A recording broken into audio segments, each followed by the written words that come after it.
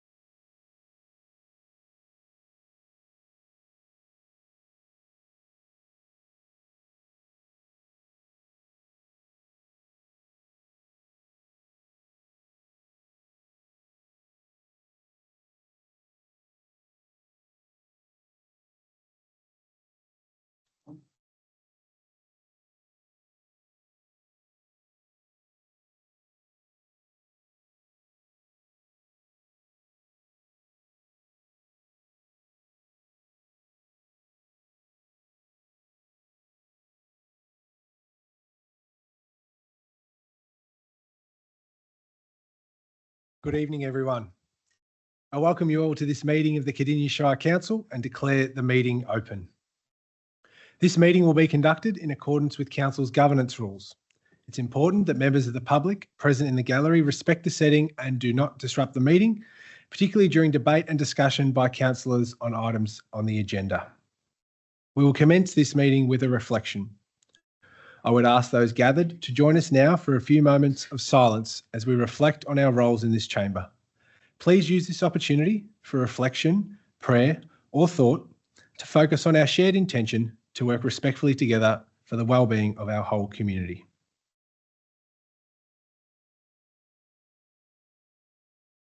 Thank you, everyone. The Cardinia Shire Council respectfully acknowledges that we are on the traditional lands of the Bunurong and Wurundjeri people, and we pay our respects to their elders past, present and emerging. We have no apologies for tonight's meeting, and I note Councillor Ross is joining us online.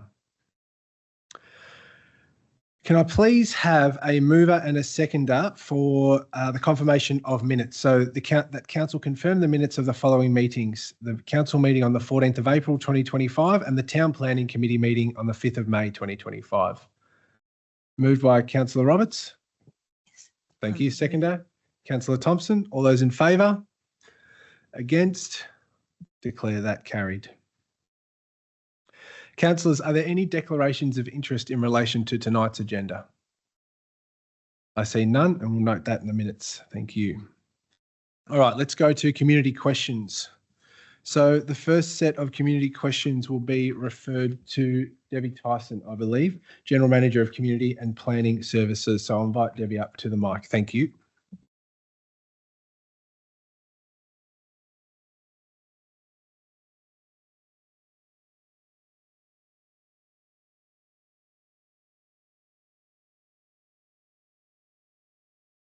First question is from Daniel Affrey. Daniel, are you in the chambers tonight? I note that he's not. So a response will be provided to you in writing. Thank you, Deb. Our next set of questions is from Paul McMurray. Is Paul in the chamber tonight? I note that Paul is also not in the chamber, so a written response will be provided to you, Paul. Thank you. That concludes community questions.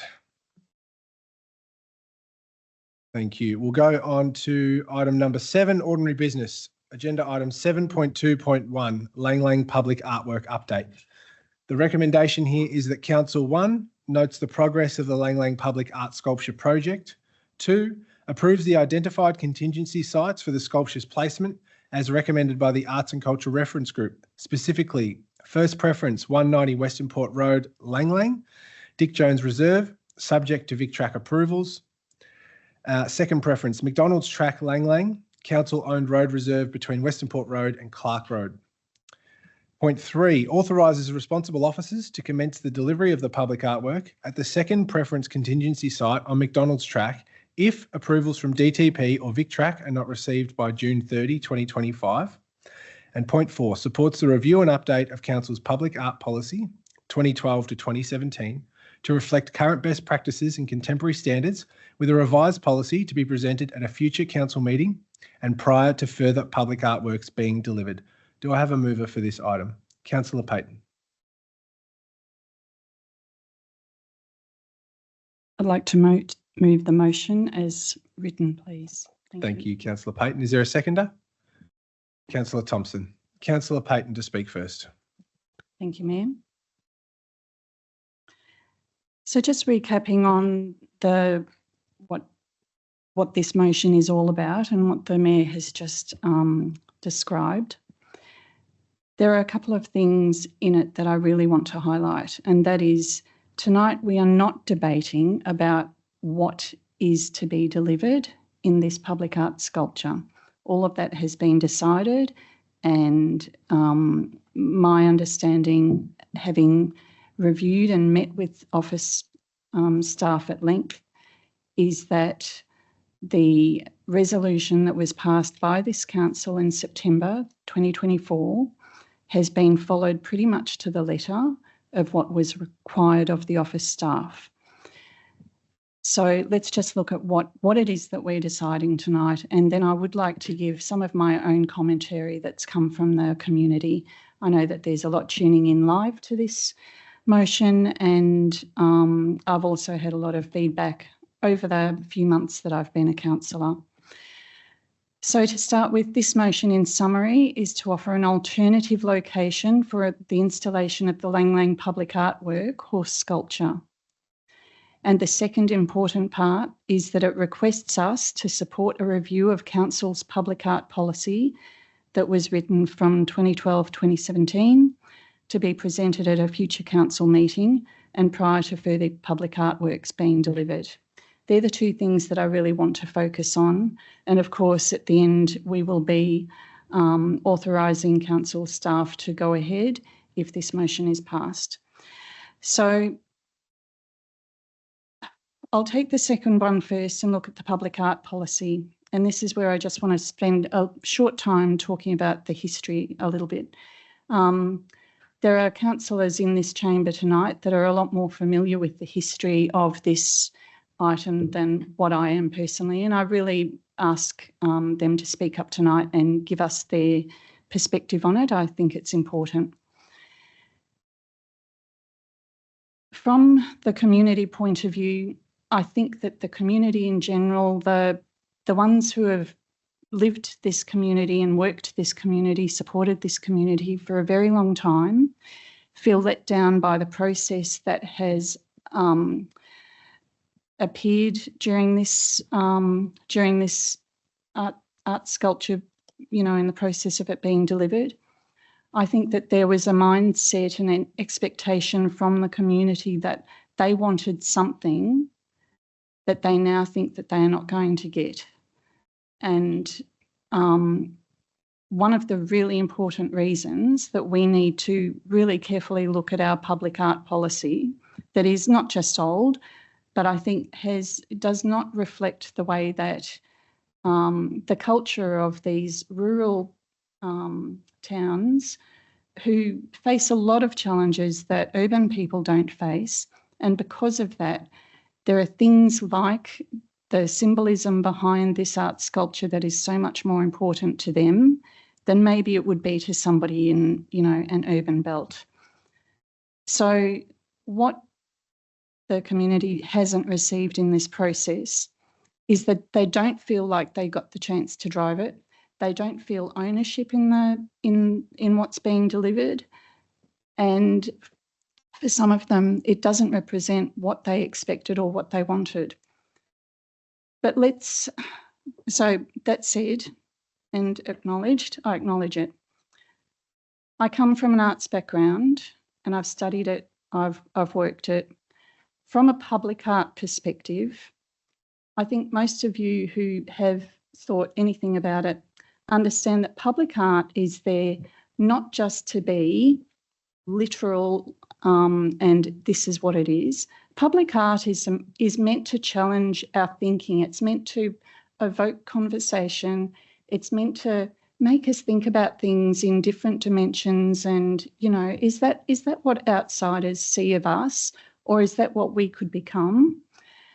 And, you know, the things that I think of are, you know, you think of the works of Salvador Dali or of Blue Poles. You know, I'm old enough to remember when that was on the front page of the newspaper and the strife that Gough Whitlam got over, you know, funding Blue Poles. And now it sits really proudly up in the gallery in Canberra.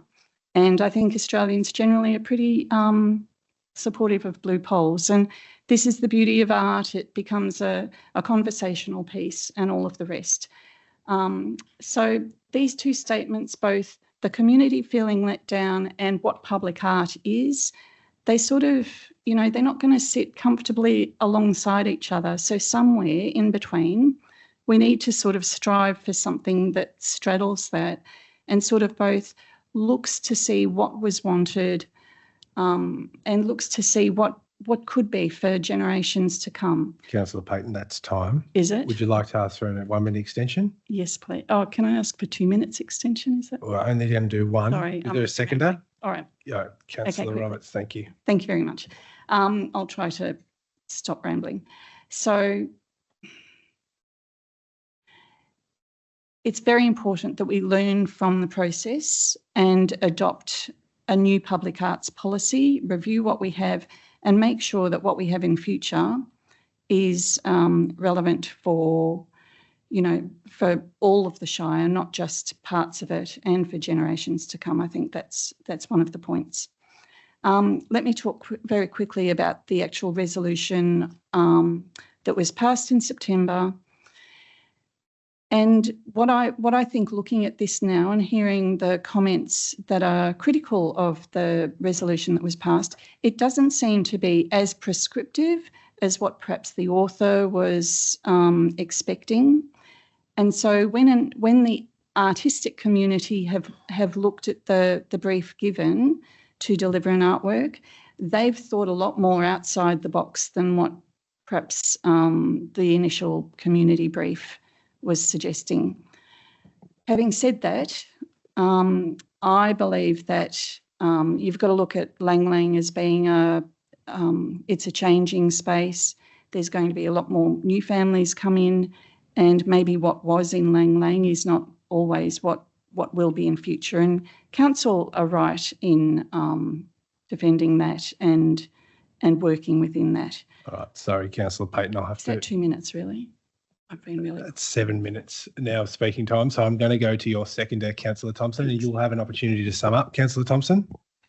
Thank you, Mayor, and thank you for everything so far, Councillor Payton. It's obviously very hard to express the background and the significance of this work that's happened so far, and then obviously the work that is still to come. I'll only add very briefly that from my experience of this issue since it's come to the new council and since we've been going through the process of how to next progress it, that it has been one of those things that it seems very contentious from both sides, that council officers have had a lot of trouble making sure that they do fulfil the brief as best as they can, as well as the most suitable location as well, and as well as obviously lots of community feedback as to what they would like to see to make sure that this previous resolution was seen through. So, yeah, it's probably more just it is a tricky space. It has been a tricky motion, a tricky issue that we're still navigating through, and just want to acknowledge all the work from both sides, from the community, from councillors and from officers so far. Thank you, Mayor. Thank you. Are there any other speakers to this item? Councillor Potter. Thank you, Mayor. This project means so much to our local Lang Lang community and to Cardinia. The twists and turns of this sculpture's delivery feels almost like an epic story for the ages. It's been as passionate as a bucking bronco at Lang Lang's famous rodeo. In time, I truly believe this story could become the stuff of legend, maybe even a country and western song. I have a few comments as councillor, an artist, and as a member of the Art and Reference Advisory cultural group. The artist, Adam Humphreys, is world class. If you want to attract a visitor to our Lang Lang, working with an international artist of his calibre and charm is how you do it. You all saw the video on the council website. If you haven't yet, I encourage you to watch the long play. It's super inspirational. I sometimes believe that as an artist, that an artist is but a conduit for the spirit of the work itself. It's the spirit of the piece that calls itself forth ultimately. I understand this particular work may have started out as an idea and inspiration of a single horse with a rider, but it has become so much more, and so much more love has been put into it than any one person or group could have. I actually love the fact that the work is inclusive of the whole community, as it is inclusive of all equine disciplines relevant to our Shire and Lang Lang, and not just clinging to one old or static vision or modality. The artist has skillfully woven enough space into the work for us all to imagine ourselves in the piece. Becoming one with the horses, it allows us to reflect upon our own lives and the equine experiences we've had. Any of us can project ourselves into this work and feel connected to its story, and the story of the work is not imposed upon us. The work is evocative of the rodeo, but also echoes weekend horse riding lessons and rings of horses wild and free as well. It potentially represents many disciplines, and I feel this makes it really inclusive. Also, I trust that wherever the Lang Lang horse sculptures find its home, it will be beautiful now and for future generations. The truth is this work's major audiences have not even been born yet. We are but custodians in time.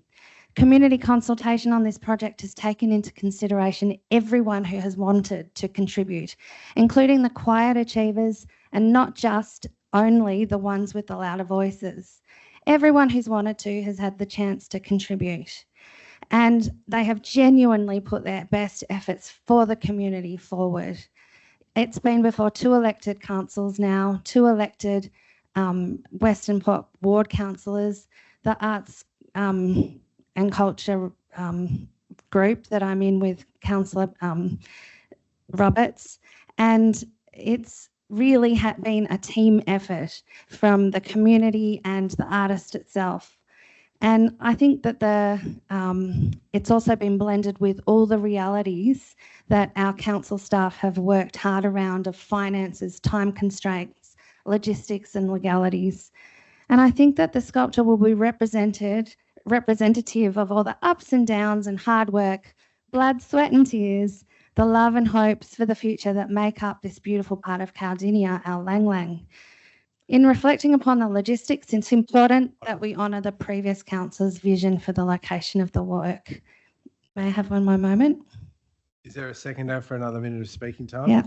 Thank you, Councillor Roberts. The previous vision for Thwaites Park was a noble suggested location, and the previous council were doing their best with the information that they had at the time by nominating that as the place for it to go.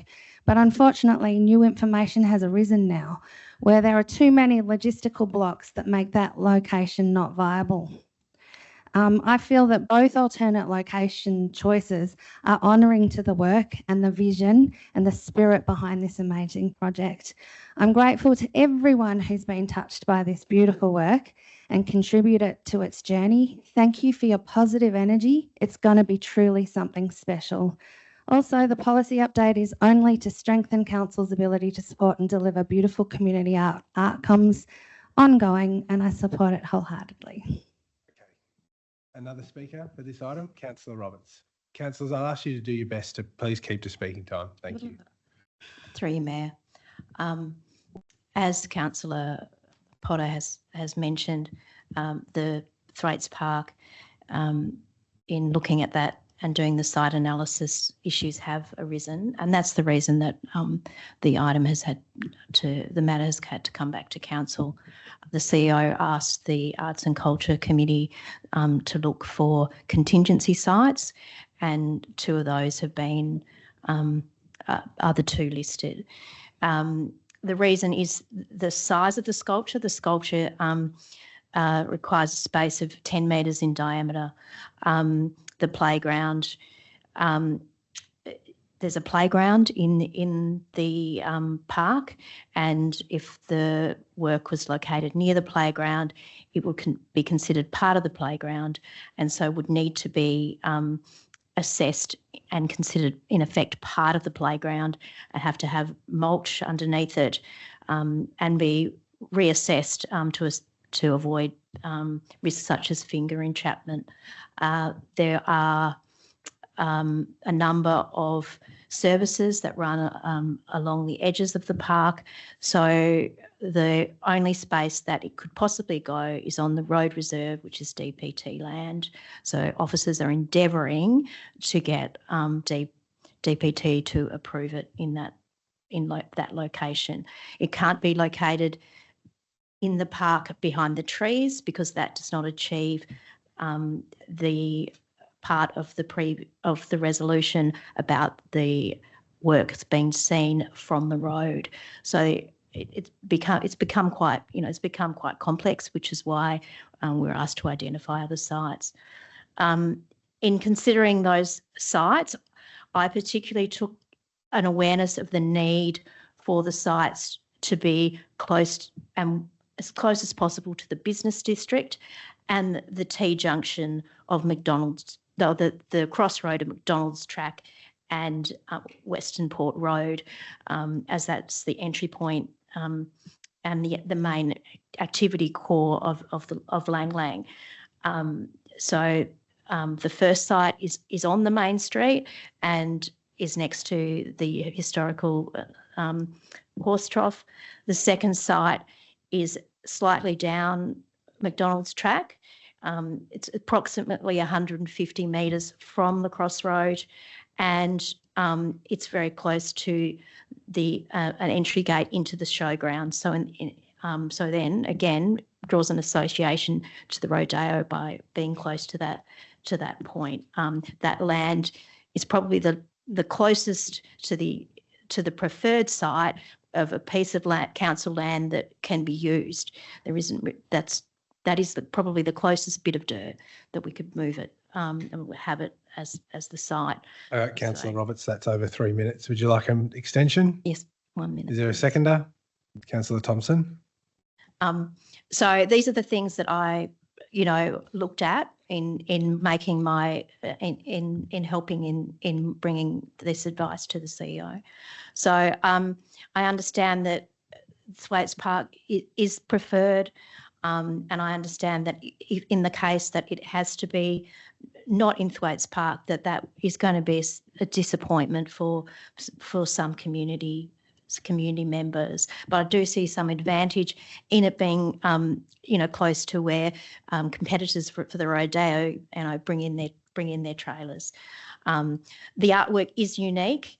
It has 3 horses in it, which represent three different disciplines within the rodeo: barrel racing, roping, and bronc riding. So that I think is something special, So thank you, Mayor. Thank you, Councillor Roberts. Are there any other speakers to this item? Councillor Owen. Thank you, Mayor. Obviously, Thwaites Park has been described by other councillors and the challenges around Thwaites Park, so I won't repeat that. But I just want to refer to the report. It has a timeline since that notice of motion in September last year. It does highlight the community engagement, obviously videos, the council officers and the artist attended the rodeo and engaged with the community and provided, updates and information about the project at that forum, at that event. So it does highlight the timelines of how this project has progressed since the resolution. But yeah, I acknowledge that the original intent of that motion, of that location, there is challenges as outlined by my colleagues, and I acknowledge that. Thank you. Thank you. I'll go to Councillor Nicol, then Councillor Ross online. Thank you, Mayor.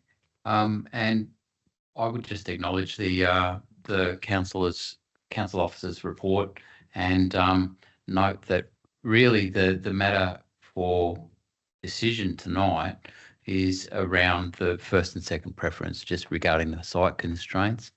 And at least the second preference has been identified that still maintains, as Councillor Roberts was indicating, that connection to the rodeo, which so broadly remains on track with the theme of the original council resolution.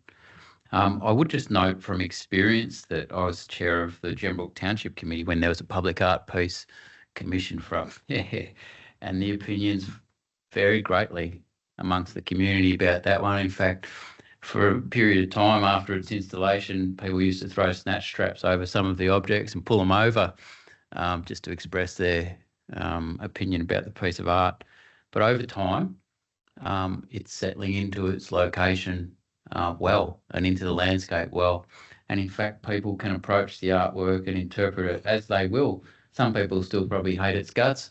A lot of people are growing to appreciate it as something that's unique to their township and their area, and that gets them thinking about their community. So art, by its nature, is precisely that.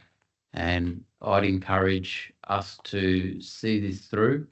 And I think it'll be a remarkable piece of sculpture and a credit to Lang Lang. And it'll get a mixed reaction, as most art should. Thank you. Thank you. I'll go to Councillor Ross. Thank you, Mayor. I'd like to concur with my fellow councillors on this, and thank you for most people speaking up about it. Look, this is one of the most difficult spaces that we have on council.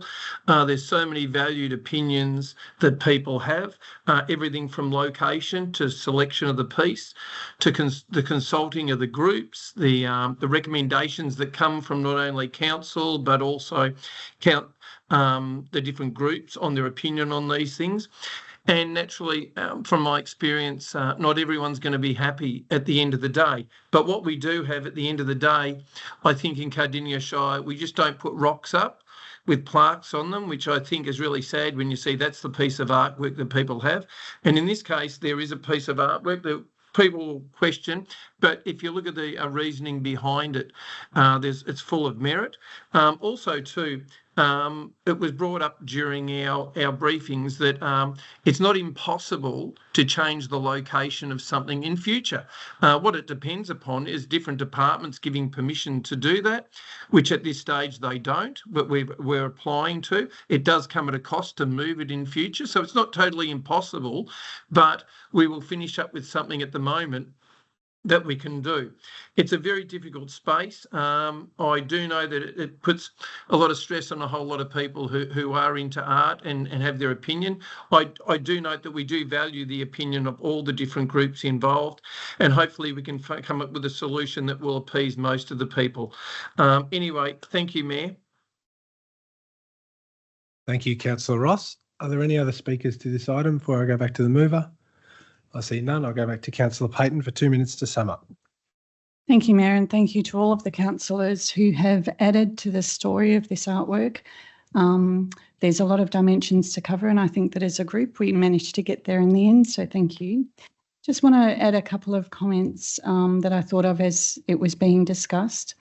One of the things that hasn't been addressed is the fact that we have a deadline on this. It has to be it has to be delivered by the 30th of June, or else we lose the funding. Our officers have done everything they can to extend that deadline and to ask for, you know, some flexibility in that. But the reality is that as a council, when we apply for funding, we need to show that we can deliver on what we ask to be funded. Otherwise, we miss out on future funding. And that is, you know, getting funding is a very competitive space. So the real fact of the matter is we have until the 30th of June to get this done. This is the last council meeting for anything like this to be decided, because next council meeting is, you know, only a couple of weeks before the 30th of June. Secondly, the size of the artwork doesn't matter in terms of its inability to be placed in that corner of council land where the services run underground at Thwaites Park. It is not about what we are delivering as being the reason that it can't sit in the space that the original resolution asked for it to be placed. It is the fact that currently, if you want to put it as close, and if it fulfills that resolution, that it must be situated of a size that is visible from the main road and positioned within the park to allow safe public access. It can't go close to the children's playground. It can't sit on top of services like sewerage, electricity, and so forth. It can't be knocking down trees that are of importance, and it can't be, at the moment, council doesn't have the authority to put it on the DTP land. So this is why we are just tonight looking at contingency places. In terms of the artwork itself, one of the things that I know that is important to the people of Lang Lang and has been addressed in the original resolution is that Lang Lang wants to be put on the map. They want to be noticed, they want to be heard, they want to be seen. And, you know, part of this public artwork, I think that the council officers have embraced, is getting a high-profile artist to put us on the map. You know, this artist has a national profile and probably international profile. People will come to Lang Lang to see it. And I really hope that over time, as Councillor Nicholl said, that, you know, there will always be people who are not satisfied with things, but that is part of the nature of the art. And sorry, Councillor Payton, it's more than a minute over time already. Is it? Could you please wrap up and we'll bring this All right, so quickly I'll wrap up. All right, so in essence, what we are voting on tonight is, are councillors happy to list the two contingency sites being McDonald's Track, which is owned by the council, or Dick Jones Reserve, which is part of Vic Track land? Are you happy to accept that as an alternative contingent site if the Department of Transport and Planning don't come back to us by the 30th of June to advise us that we can possibly use their land for it? Secondly, are you happy to support the review of the public arts policy? And do you acknowledge the work that council have done to date? That's what we're voting on here tonight. So that's what I'll put it over to the vote. Thank you. Thank you. We'll now put the officer recommendation to 7.2.1 up for a vote. All those in favour? Against? I declare that carried. Councillors, just a note to say that extra time is given at the permission of the chair, and I'm not going to be allowing any more extra time for tonight. So at 5 minutes for the mover, 3 minutes for every other speaker, and 2 minutes for the summer up for the conclusion. I'm just going to cut you off there because we have to stick to time and we have to do a better job of making sure we're complying with speaking times. I appreciate that's a tough item. All right, let's move on. 7.2.2, advocacy guidelines and framework. The recommendation here is that Council 1 endorses the advocacy guidelines and framework, and 2 endorses the community advocacy toolkit. Do I have a mover for this item? Councillor Nicol. Thank you, Mayor. Yes, I would move the recommendation as written. Thank you. This Councillor seconder, Councillor Roberts. Councillor Nicol to speak first. Thank you. Yes, this is a great piece of work that's come to council to endorse. I'm acutely aware since arriving at council on the requirement for this council to continuously advocate across different levels of government, across different government agencies, and across the private sector to help facilitate the many challenges that Cardinia Shire faces with developing the population and looking after the rural needs of such a diverse shire. And in that sort of context, it was identified in mid last year that there was potentially a requirement for some guidelines and a framework that would put at least some parameters around that advocacy. That's very tempting for council and councillors in response to community pressure and identified needs, which are everywhere in every ward, to rush off and start advocating for this, advocating for that. And very quickly we could find ourselves with a governance situation on our hands. So this is a very important sort of governance piece that helps build some predictable parameters around what we are going to advocate for, and so we can focus our effort. I would call out in recommending the officer's recommendation a few elements of what's been presented to us tonight. In particular, the different tiers for different levels of advocacy that have been identified, and it may be necessary to work harder on some things than on other things, and a structured decision-making process for allocating those tiers. The process flow, which is outlined on page 7, is a very good quick snapshot guide on these are the steps we ought to be going through before we commit council resources and effort to an advocacy piece on behalf of the community. Roles and responsibilities table around pages 22 and 23. Similarly, who's doing what and who's doing the advocacy and who's pushing for things in the public space. Again, a really useful inclusion in this, the guidelines and framework. And finally, very, very importantly, and I was absolutely rapt that this was included in this piece of work, was the community advocacy toolkit. So this, I think, will become a very useful toolkit for our numerous volunteers and community groups that we've got around the whole Shire. And that starts at page 58 of the report that we've got in front of us tonight. And I commend it to community members, community advocates, and volunteers and club members. Have picked that one up and have a bit of a read of it. It's got some great tips and guidance for community as well. So on that note, I think this is a thorough piece of work from a team that's becoming greatly experienced in advocacy and promoting the issues that Cardinia wants to see paid attention to elsewhere. And I think that it will serve us well into the future.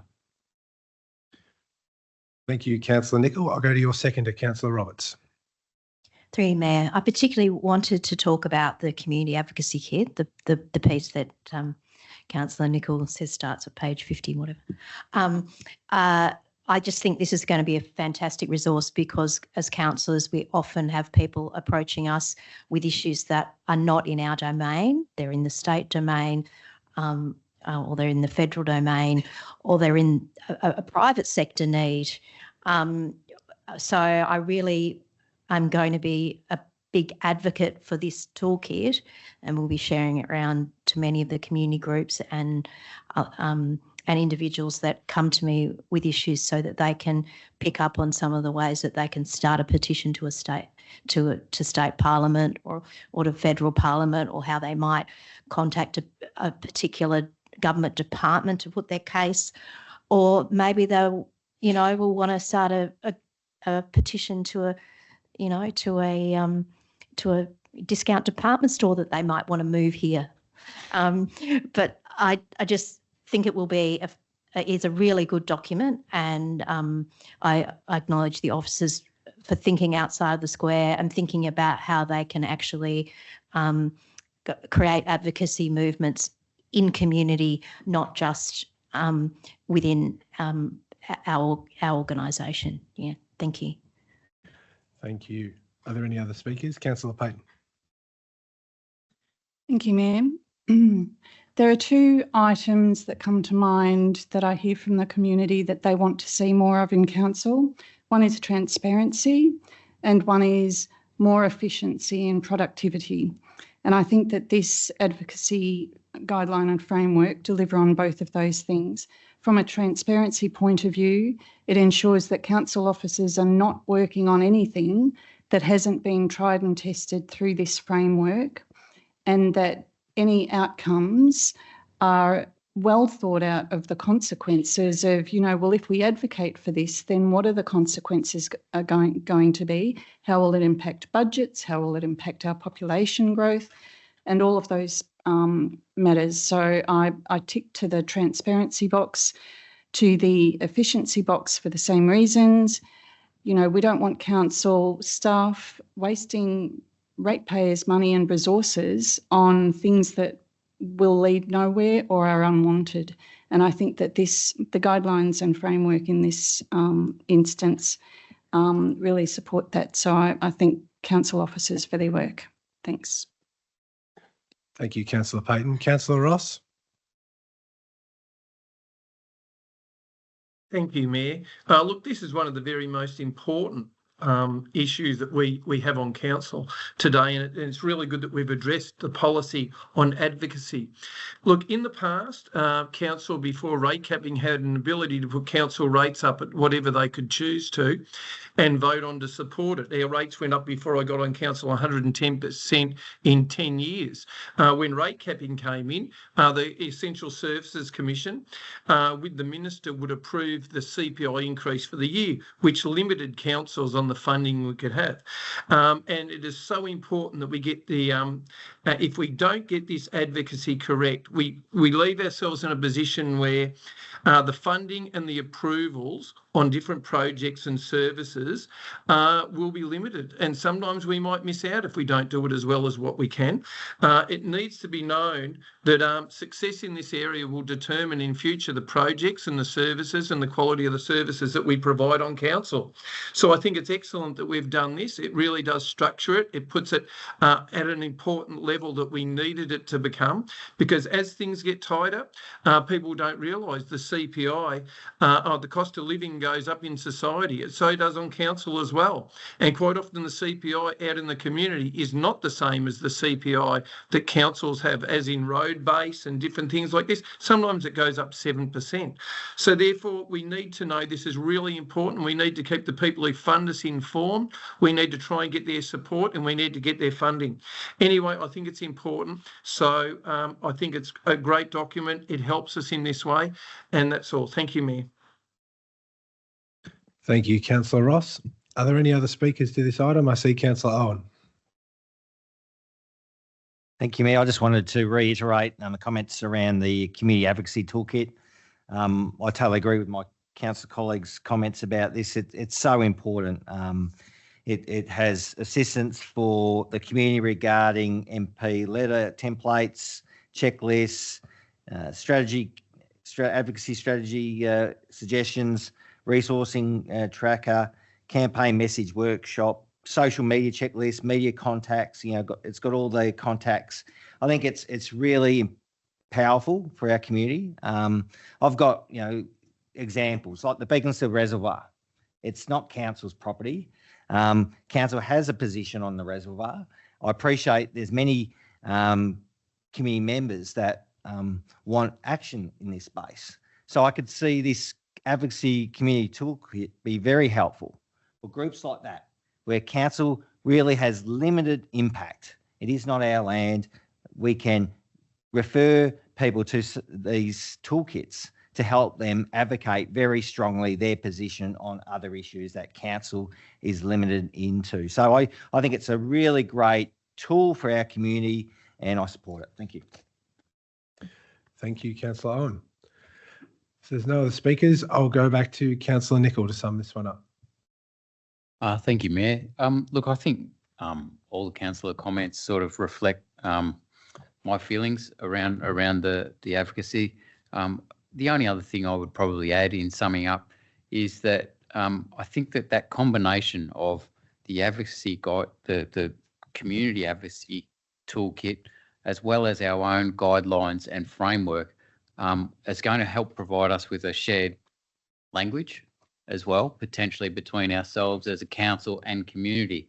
If community can come to us with a problem and we're both referring to the same sort of framework, hopefully there's less cause for misunderstandings around, well, why isn't council going into bat for us for this? And the reverse might be true, is that council can pick up community advocacy ideas as well, which are being run with by community, and we can run together and chase the same thing using the same sort of framework. That's the extremely important part, which I think will evolve out of this as well, is that increasingly community will be able to partner with council and add strength to our voice, and the reverse. Council will increasingly be able to partner with community and add strength to community's voice. So this could be a real game changer in that space, I think, in the future. It's a great, thorough piece of work. I commend it to ourselves as council, but also to the community. Sit down, have a good read about it and start thinking, right, how can we actually leverage this in community? Thank you. Thank you. We'll put the officer recommendation to 7.2.2 up for a vote. All those in favour? Against? I declare that carried.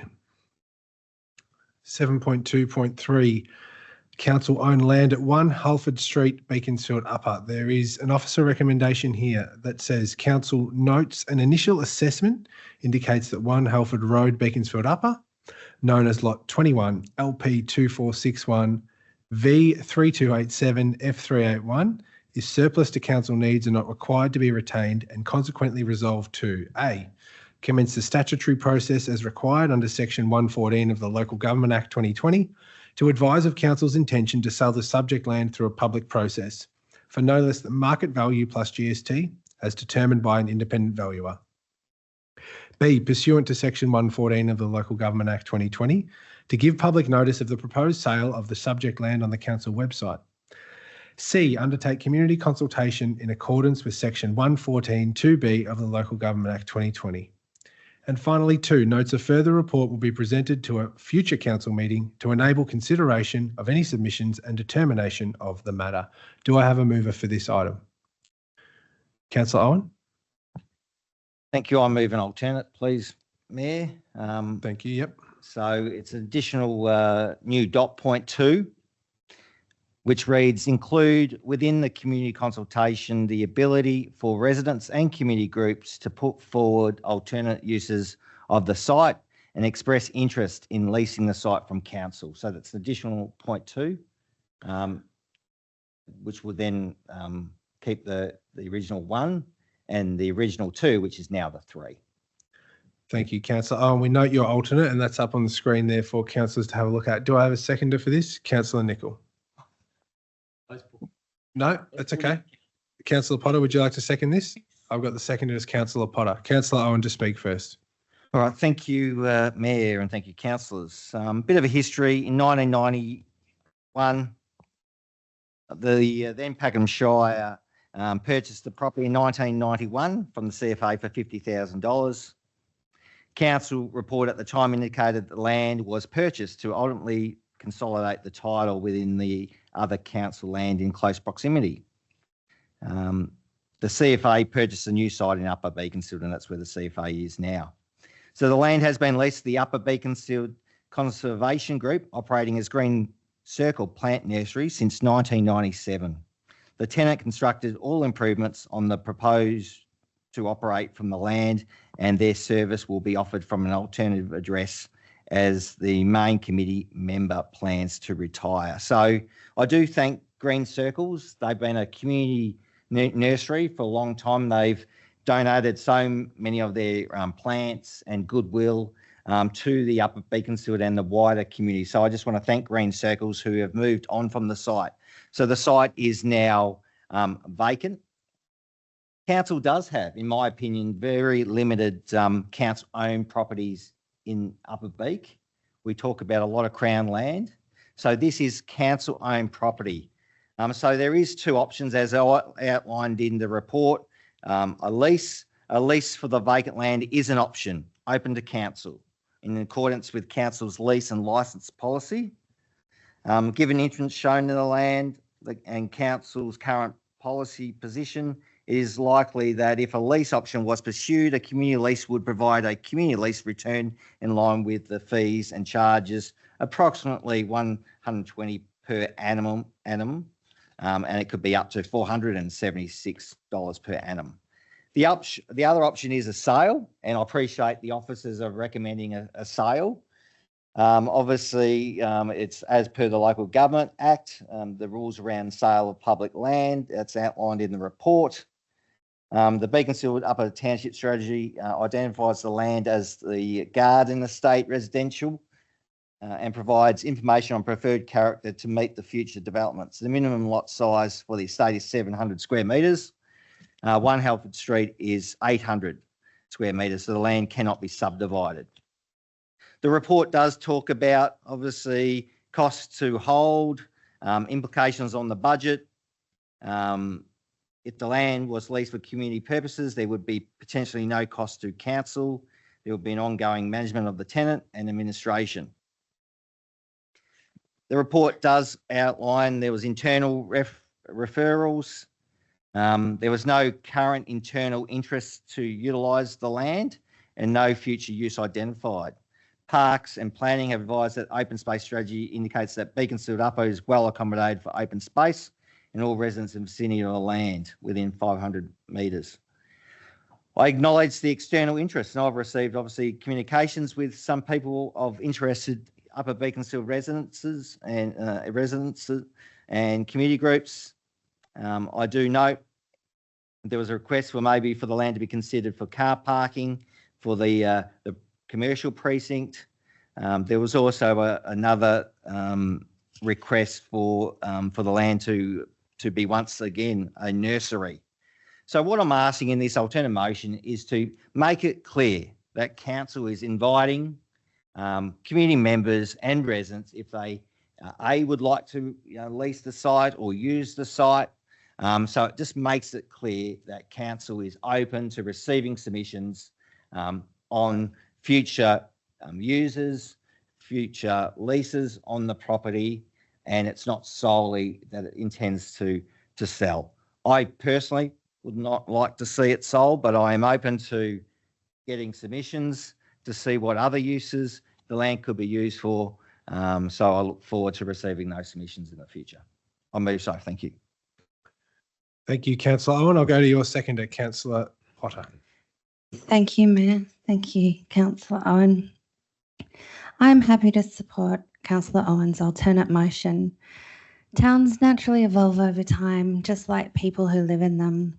Change brings fresh energy, new ideas, and the opportunities for growth. It's healthy for real estate and land to change hands and change purpose.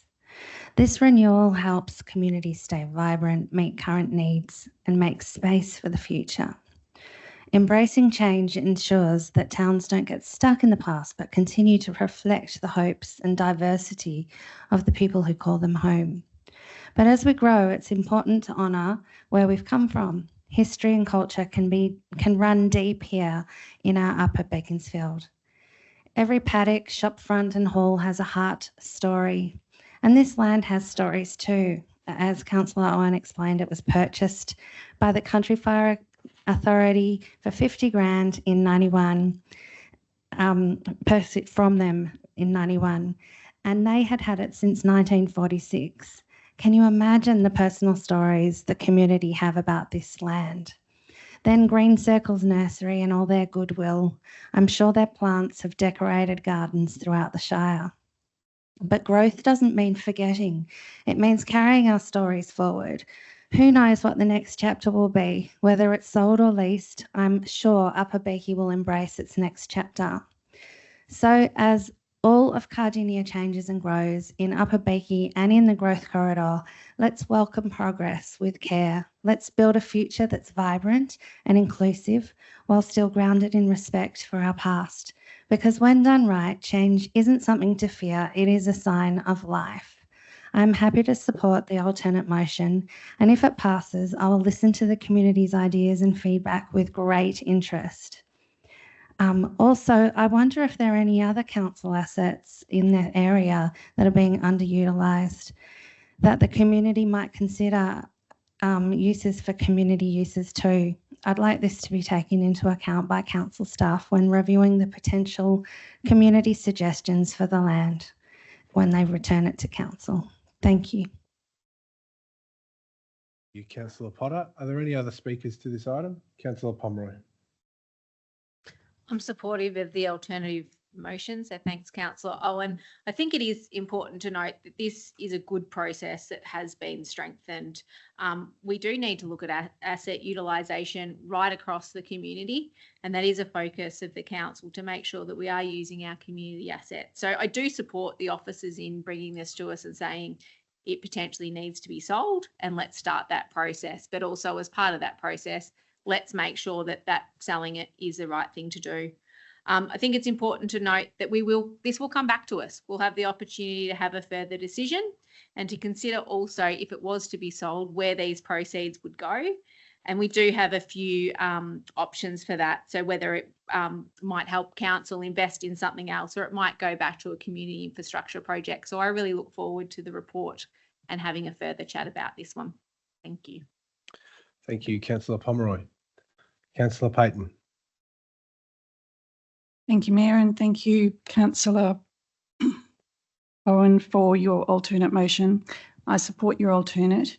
I think it's showing good stewardship on the part of council to ensure that it regularly reviews the assets that it holds, looks at their value proposition and decides whether they should be going through a disposal scenario, whether they should be reviewed to change how they're held, or whether they should be upgraded to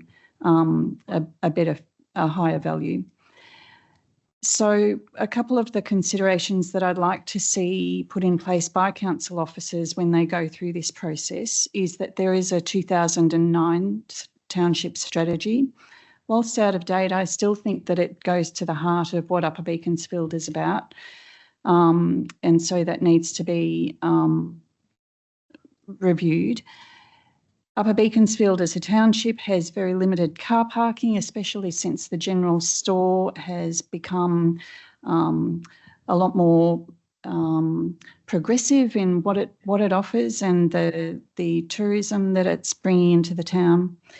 And it's great to see that the space in the township itself is a lot more vibrant. So limited car parking is an issue. I don't think that this site is suitable for a car park space unless the intersection of Helford Street and the Emerald Beaconsfield Road is modified. It's a very difficult intersection, and it was modified only a few years ago to prevent traffic turning that was southbound heading towards Beaconsfield from Emerald turning into Helford Street itself, because that posed a risk with limited sight that people coming out of Helford Street couldn't also navigate the people turning in. So that was done to protect it. So when we're looking at leasing the land out, or whilst we have some control over the future use of the land, I think it's really important to look broadly across what might be the future needs of the town, and how this particular block may be used either by community groups or others who might want to, or commercial leases. So for that reason, I thank Councillor Owen for his motion, and I'm looking forward to see what comes of it. Thank you. Thank you, Councillor Payton. If there's no other speakers, Councillor Ross, I see you. Yep. Thank you, Mayor. Look, this is a really important decision, and I do support Councillor Owen's alternate, because in the past, before his time and my time, Council has a history of making some good decisions and some not so good decisions in this area. If you have a look at Pepe's Land, where they built the top end at the netball courts, that was sold off by Council once upon a time. Then when we had to improve the netball situation, we discovered that we didn't have any flat land up in the Emerald area. So we had to buy it back and then sell off some other land to put the netball club there. It is really important. It's important to go to the community.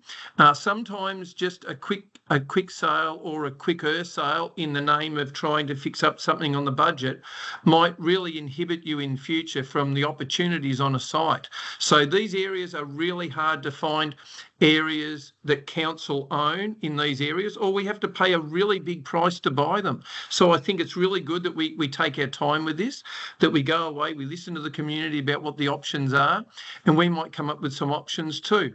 Anyway, I'm sure as a council coming back to us, we'll get another bite at this to try and work out what we do with it. But I would say that we don't act too soon in this area, and we are really considered. Anyway, thank you, Mayor.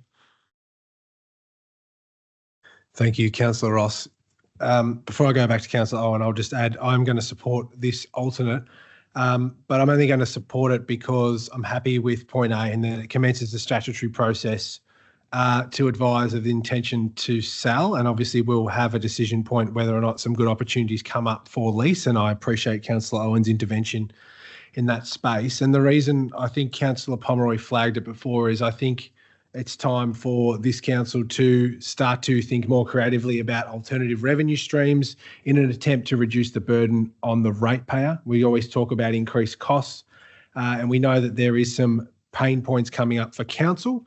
But I think rather than be pessimistic and only look at what services we can cut, we can look at other ways that council can diversify and increase its income that doesn't increase the burden on the ratepayer. So we know some councils towards the city have vast streams of revenue from parking. That's not available to this council. But some other opportunities through commercial property could be available to this council. So I just note that we don't want to preempt any decision, and I'm happy to support this alternative that Councillor Owen has put up. But I think eventually and soon, council needs to get on with doing that work, and hopefully that comes up through the council plan process. All right, I'll go to Councillor Owen to sum up this item. Thank you. Thank you, Mayor, and I do thank all councillors for their contribution. Yeah, I definitely would like residents to read the report, provide official submissions to what's proposed. Obviously, you're reading the report. Obviously, officer's intention, is wanting to sell the land. And I appreciate the comments of Councillor Pomeroy. There is options around quarantining the funds to directly contribute to other projects in Upper Beak. But I do encourage people to formalise. I've received many emails, with different opinions. Please formalise those submissions into this process. It is really important. As said before by another councillor, a report will come back and we will make a decision on whether we proceed with a sale or we go through an expression of interest regarding a future lease. So those are the two options. So I look forward to reading those submissions. Thank you. Thank you. So we'll put Councillor Owen's alternate up for a vote in relation to agenda item 7.2.3. All those in favour? Against? Declare that carried. Thank you, councillors. Item 7.2.4, Instrument of Delegation for the Town Planning Committee.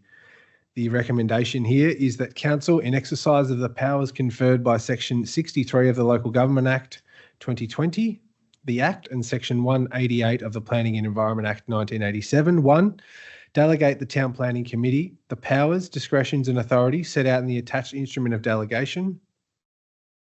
2, the instrument comes into force immediately upon this resolution being made and is to be signed by the Mayor. And B, remains in force until Council determines to vary or revoke it.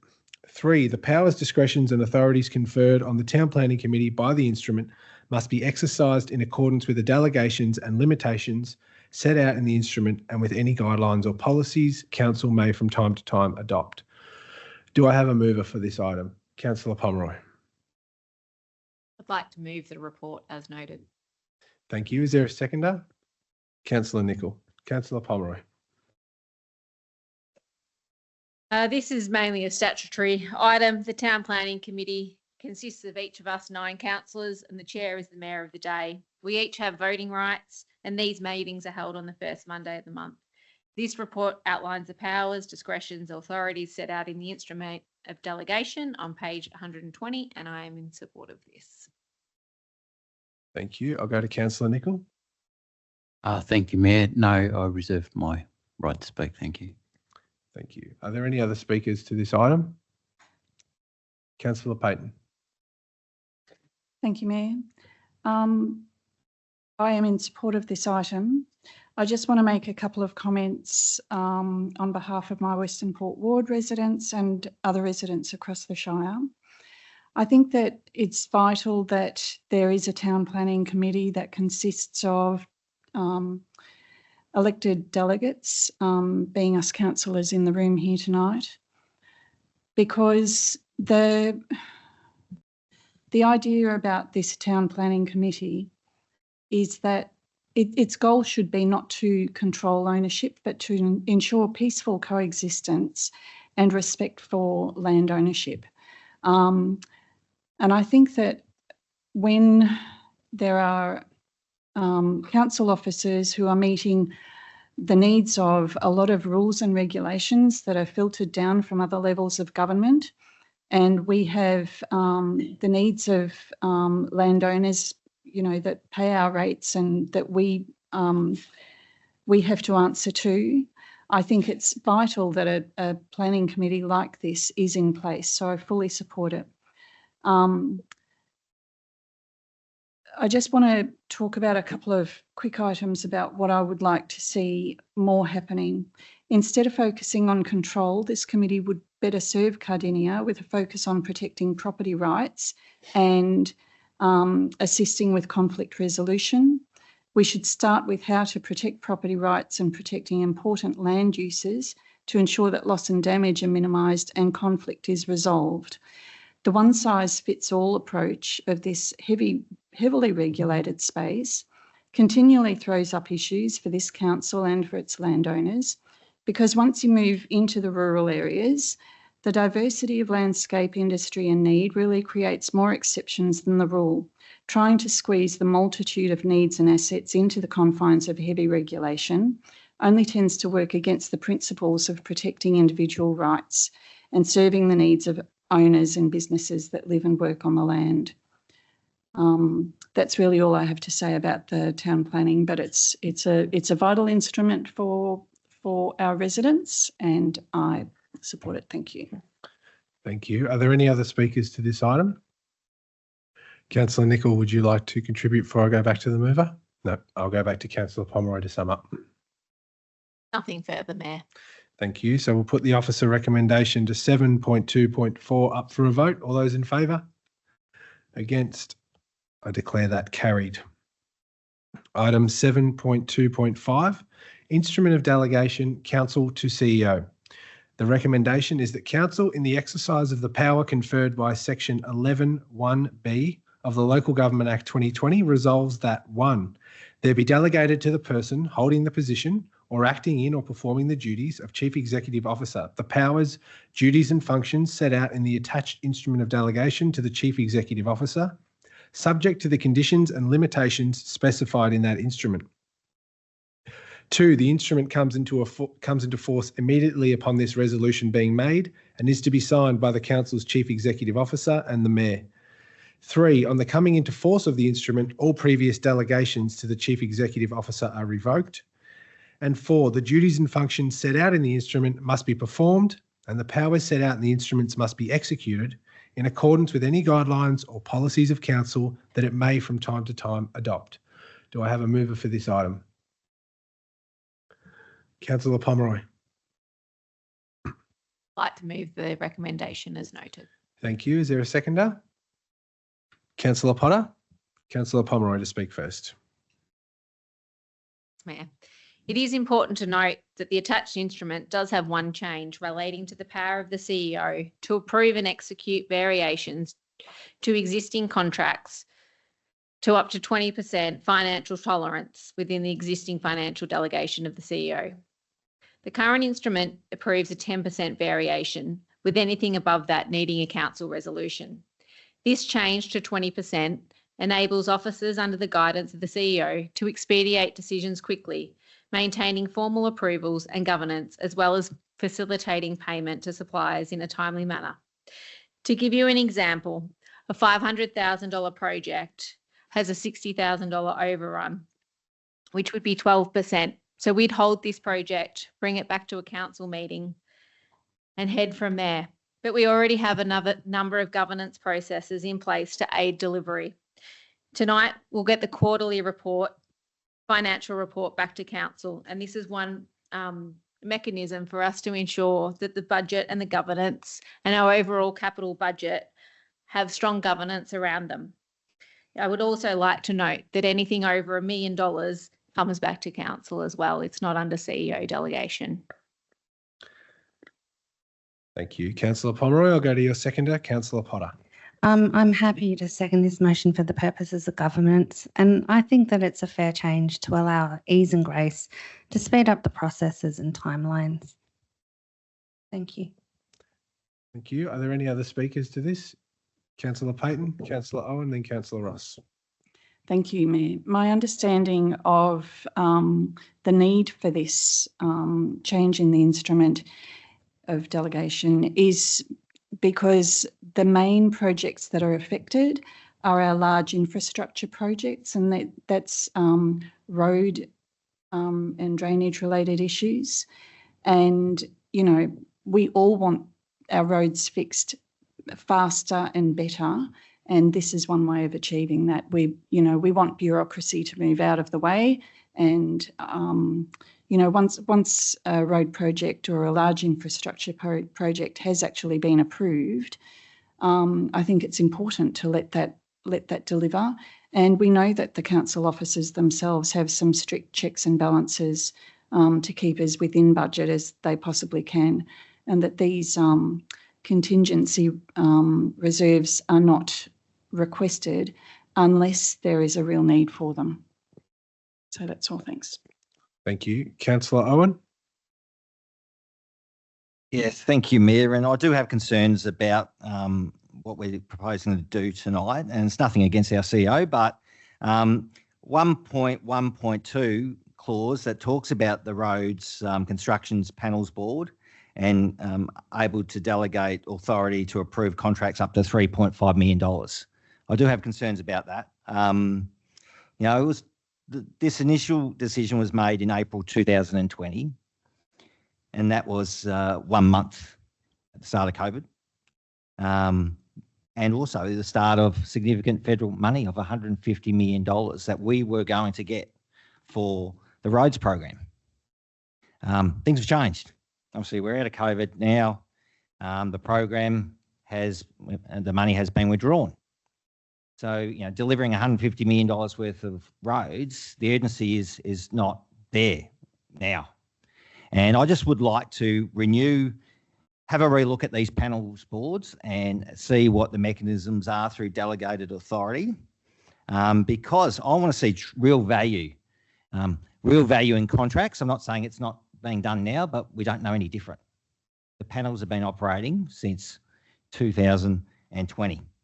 So I would like to, pause on that delegation until we review these road boards and how those contracts are agreed to.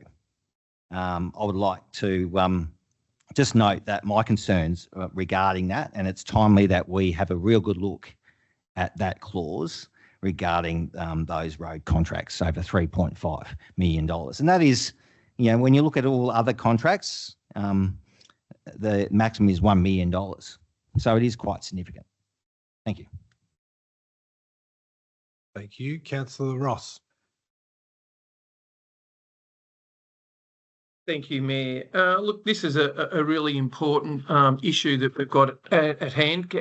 Council has changed ever since COVID and before COVID and after COVID. During COVID, we finished up with a huge amount of businesses going insolvent, contracts not being able to be delivered because costs went up so much, and variations going out of control in all directions, particularly on projects.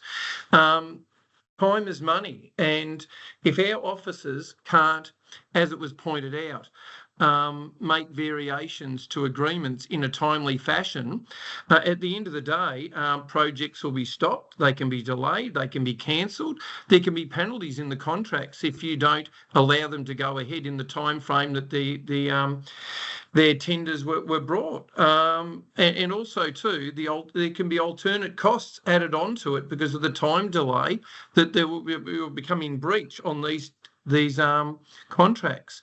So it really needs to be, time can be money. And as most people who tender for projects and run projects know, if you get delayed by 6 months, the cost of things could go up even more during those times. So this needs to be looked at a time as now.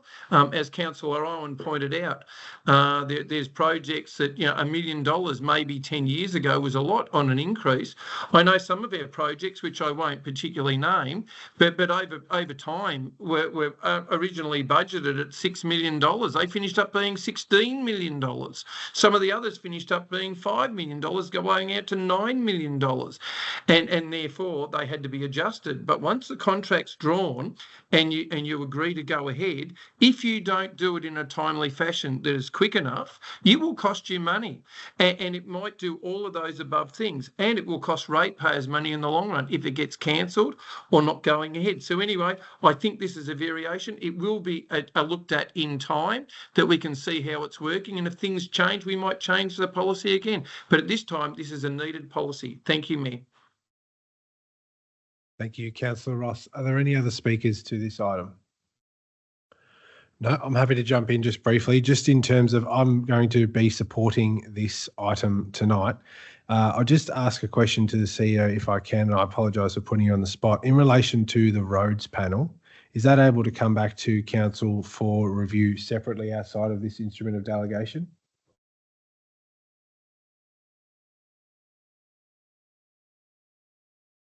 Mayor, yes, the panel itself can be brought back to council.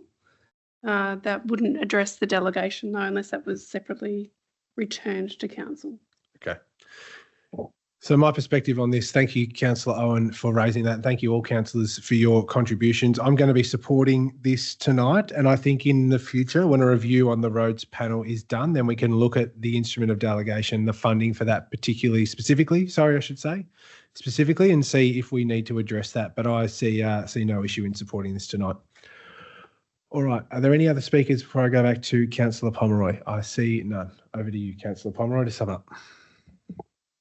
Thank you, and thank you to each of you for your comments. And I do think that you've raised a good point, Councillor Owen, as we move through road and asset management plans and road strategy and what we are doing, that this may become more of a point of contention around where we are. So I do appreciate that we can come back and have a look at this in future, but do recognise that it wouldn't address the delegation amount. Nothing further, Mayor. Thank you. All right, so we'll put the officer recommendation to 7.2.5 up for a vote. All those in favour? Against? I declare that carried. Item 7.2.6, Instrument of Delegation, Council to Members of Staff. The recommendation here is that Council, in exercising its powers conferred by the legislation referred to in the attached Instrument of Delegation, Attachment 1, Council resolves that 1. There be delegated to the members of Council staff holding, acting in or performing the duties of the offices or positions referred to in the attached Instrument of Delegation to members of Council staff, Section 6, the powers, duties and functions set out in that instrument, subject to the conditions and limitations specified in that instrument. 2. The instrument comes into force immediately upon this resolution being made and is to be signed by the Council's Chief Executive Officer and the Mayor. 3. On the coming into force of the instrument, all previous delegations to members of Council staff are revoked. 4. The duties and functions set out in the instrument must be performed and the powers set out in the instruments must be executed in accordance with any guidelines or policies of Council that it may from time to time adopt. And 5. Adopt the decision guidelines for Council planning staff set out in Attachment 2. Do I have a mover for this item? Councillor Thompson? I move the officer's recommendation. Thank you, Mayor. Thank you. Is there a seconder for this item? Councillor Ross. Councillor Ross is the seconder. Councillor Thompson to speak first. Thank you, Mayor. Another government's legislative kind of thing that's coming across our meeting agenda tonight that is really just tightening up some policies and frameworks that we currently have in place. I will open up the floor for my fellow councillors to speak as they wish. But I just wanted to pull out a couple of things in particular in relation to planning delegations and just some things that just kind of just need to be updated as they have been a little bit outdated. So we have been briefed recently with a few of these planning delegations and have had a lot of comparisons with the other interface councils and surrounding metro and regional areas and things like that and their current policies and whatnot. And we have with assuming this gets moved, we will be looking to align a few of our things, basically just modernise our policies and procedures, which will obviously, hopefully, speed up the whole process, make it more efficient for our ratepayers, make it more efficient for our officers. So just a couple of things I want to pull out of the planning side of things would be... Sorry, Councillor Thompson. Sorry to interrupt you. I believe you may potentially be speaking to the next item, which is Instrument of Appointment and Authorisation under the Planning and Environment Act. No? You're okay? Perfect. Thank you. I apologise. Thank you, Mayor. All good, all good. So yeah, just out of the planning, so I just want to pull out, so applications with objections, the current policy says that anything with 4 or more objections would be required to go through to council. To be called into council. We are looking to change that to 10 or more objections in urban zones, but only 6 or more in non-urban zones, just due to locality and less residents or other people being affected in those areas. And the other one I want to pull out was the VCAT mediation that at the moment isn't really addressed, but with this updated policy would provide delegation to mediated VCAT if outcome aligns with the intent of decision and agreed position of all parties to the proceeding. And there's a whole swag of other things, but I'll open up the floor. Thank you. Thank you. And forgive my interruption. I'll go to your seconder, Councillor Colin Ross. Thank you, Mayor. Look, as much as I'd like to believe that everything comes across councillor's desk and we have our say, a discussion and approval or not approval, it would be totally impossible for us to have all the issues. So naturally, we have to delegate certain things to council staff to do this, to make things efficient. I know that from time to time, people in the community will question just how much delegation there is, but we are a bigger growing area with many, many services and many projects, and we do need to trust our council staff to make sure that they make the decisions on our behalf. We are responsible at the end of the day as councillors, but it would be impossible for us to not delegate out. So therefore, I do support the delegations. It has been pointed out by my fellow councillor that there are certain things in there which different people can be argy-bargy about, but I'm sure over time we will come back to council again and we can discuss this again to see whether it's working well or not working as well. So anyway, I just think it is absolute necessity. It is in the legislation, the Act anyway, that we need to do this, but I think it is to be noted that we take notice of it and we have a look at it when it comes back to see if it was successful. Thank you, Mayor. Thank you, Councillor Ross. Councillor Roberts. Through you, Mayor, I just did want to say that these changes do require councillors to be on their toes in terms of when things come up, calling them in. We often see in our town planning agenda, or we do see up until if this is passed, all the applications that are being refused are then shown to us and for us to look at and in the town planning agenda. But this won't be the case if this is passed. If there's any of those refusals, we have to be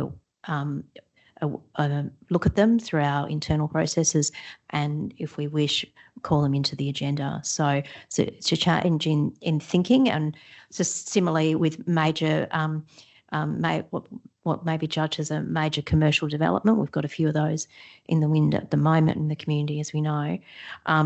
It's not just going to be a case that they're major enough that the planning team will say, yes, they come to us. We will have to actually go to the offices and say, we want them in the agenda. We want to bring them here and discuss them with the community and give our views around the table at town planning. So it's a bit to think about as well in terms of how I'm going to have to think about it in terms of making sure that I'm really on top of it. And I think that's something that we all have to think about. Thank you. Thank you, Councillor Roberts. Councillor Owen.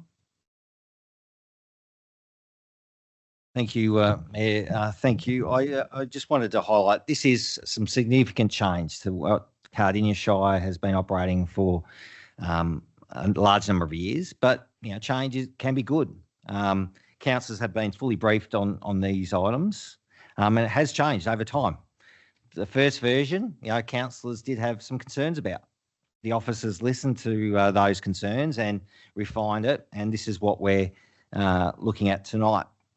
It does need councillors, as Councillor Roberts did say. We have to be on top of our brief. We've got to, obviously planners will be communicating with councillors about applications, and we cannot wait. We can't just wait for it to appear on the council agenda because it may not. So we have to be monitoring applications, and if we want them called in, we've got to ask for that. There's got to be justification for call in, but there is a mechanism.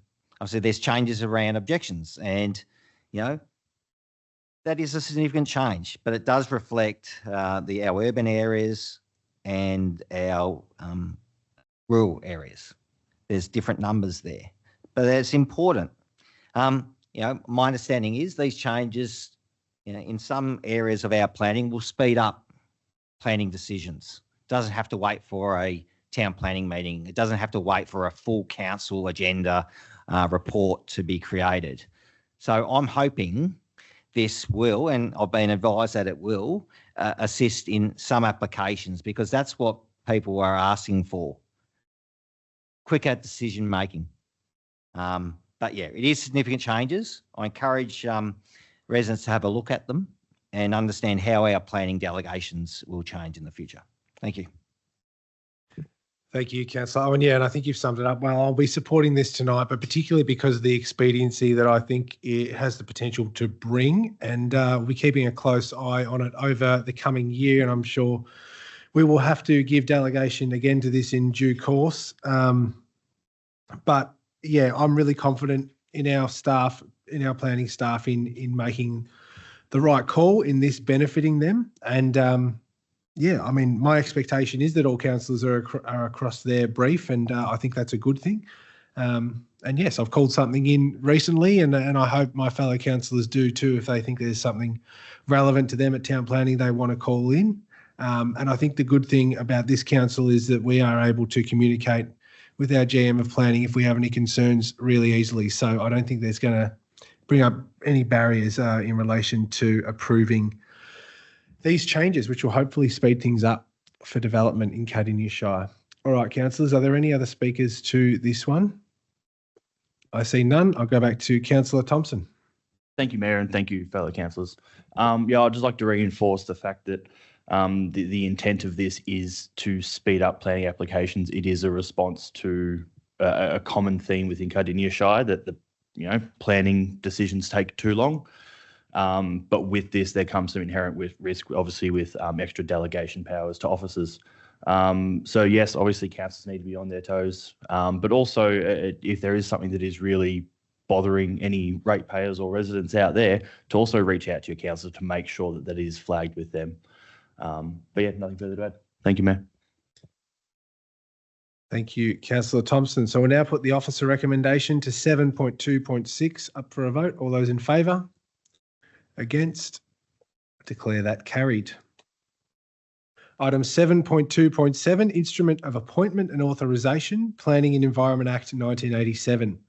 The recommendation here is that Council, in the exercise of the powers conferred by Section 1474 of the Planning and Environment Act 1987, resolves that 1. The members of Council staff referred to in the attached instrument by appointed and authorised as set out in the instrument A. Georgia Davies Jackson and B. Reece Ansell.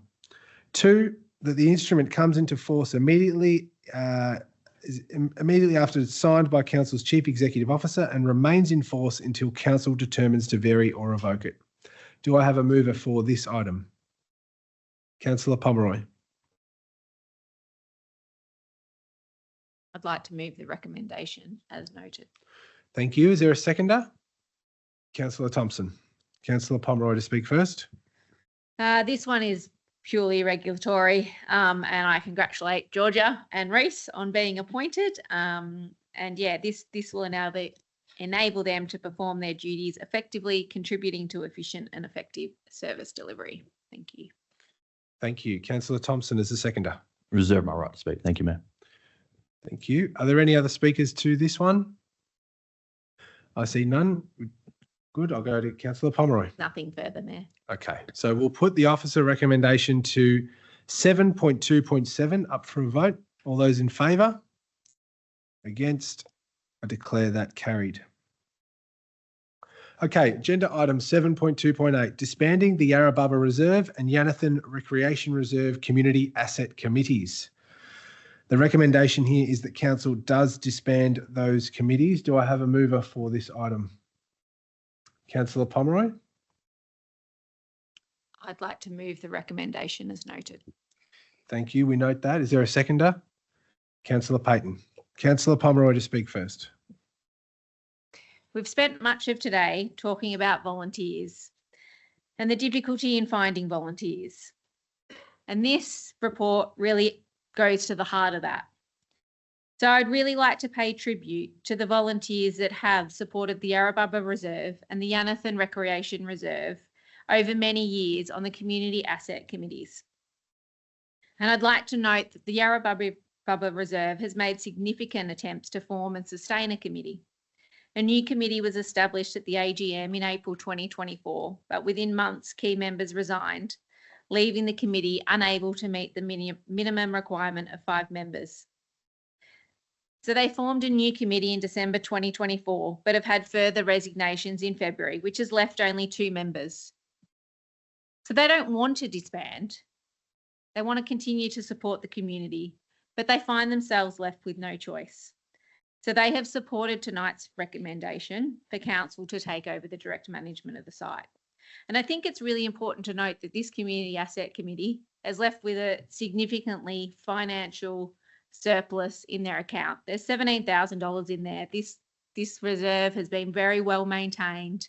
And I think probably this is the crux of volunteerism. There is people still volunteering at this site that no longer have children in Pony Club or using the site. So I want to thank them, because there's been numerous years, lots of time, lots of dedication for our community. And this isn't an ideal situation for anyone. But I am glad that council does have the ability to take this back on. Similarly, the Yanathan Recreation Reserve has found recruiting volunteers particularly difficult.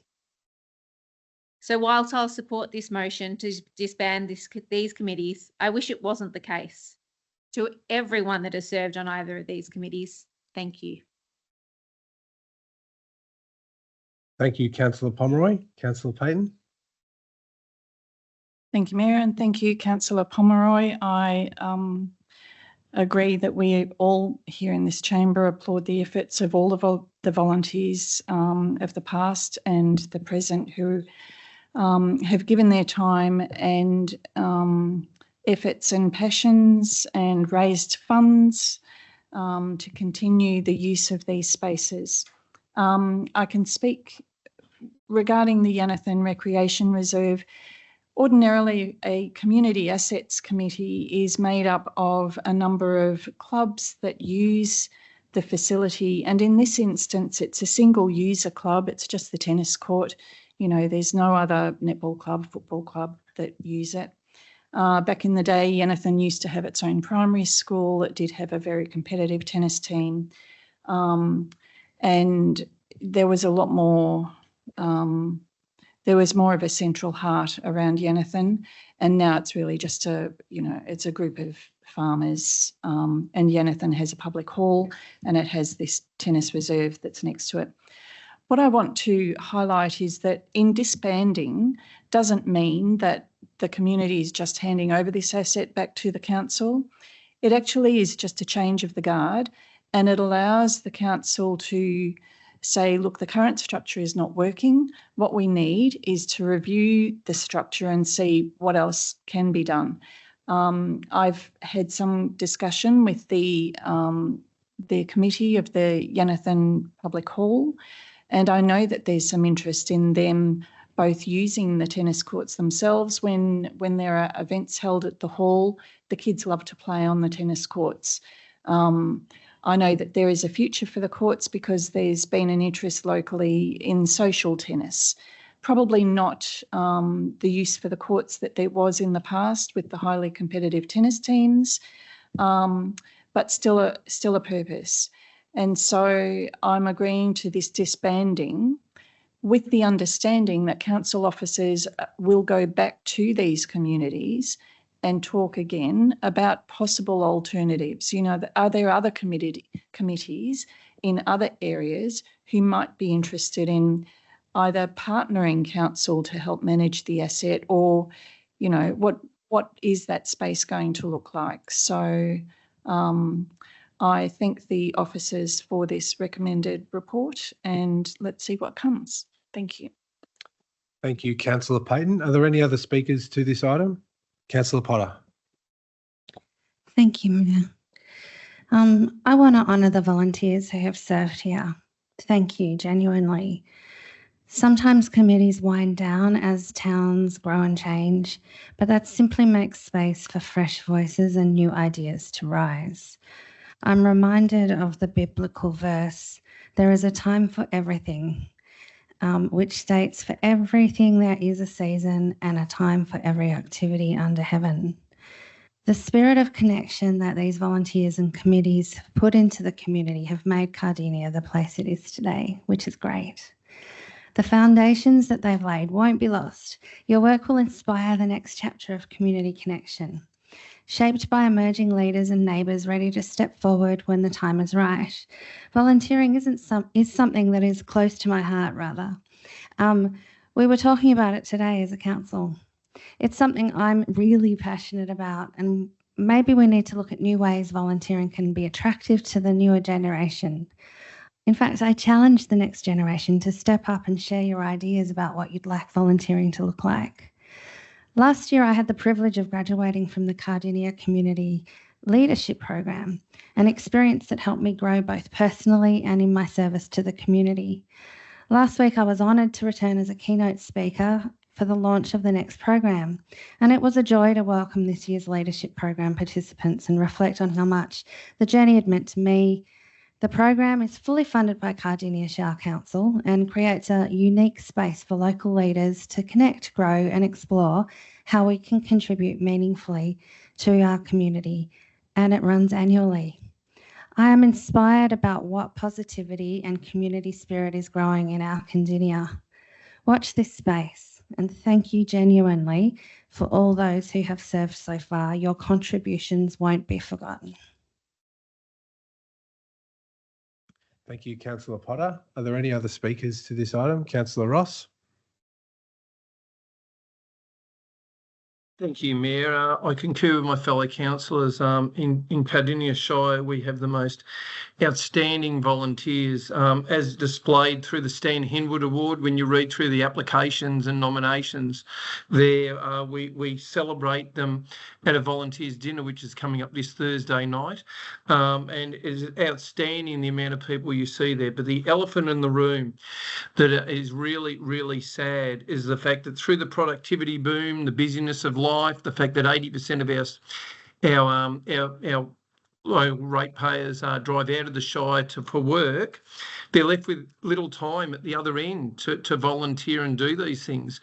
It is so important, as my councillor has pointed out, and I know that in our council plan, we're really trying to pursue a way that we can encourage people to become volunteers, that while we have the outstanding mentors in the community still who are active, volunteering, they can talk with them about the great comeback that you get and privilege that you get to help out in these areas, and how many people that get the privilege of what the work that you put in.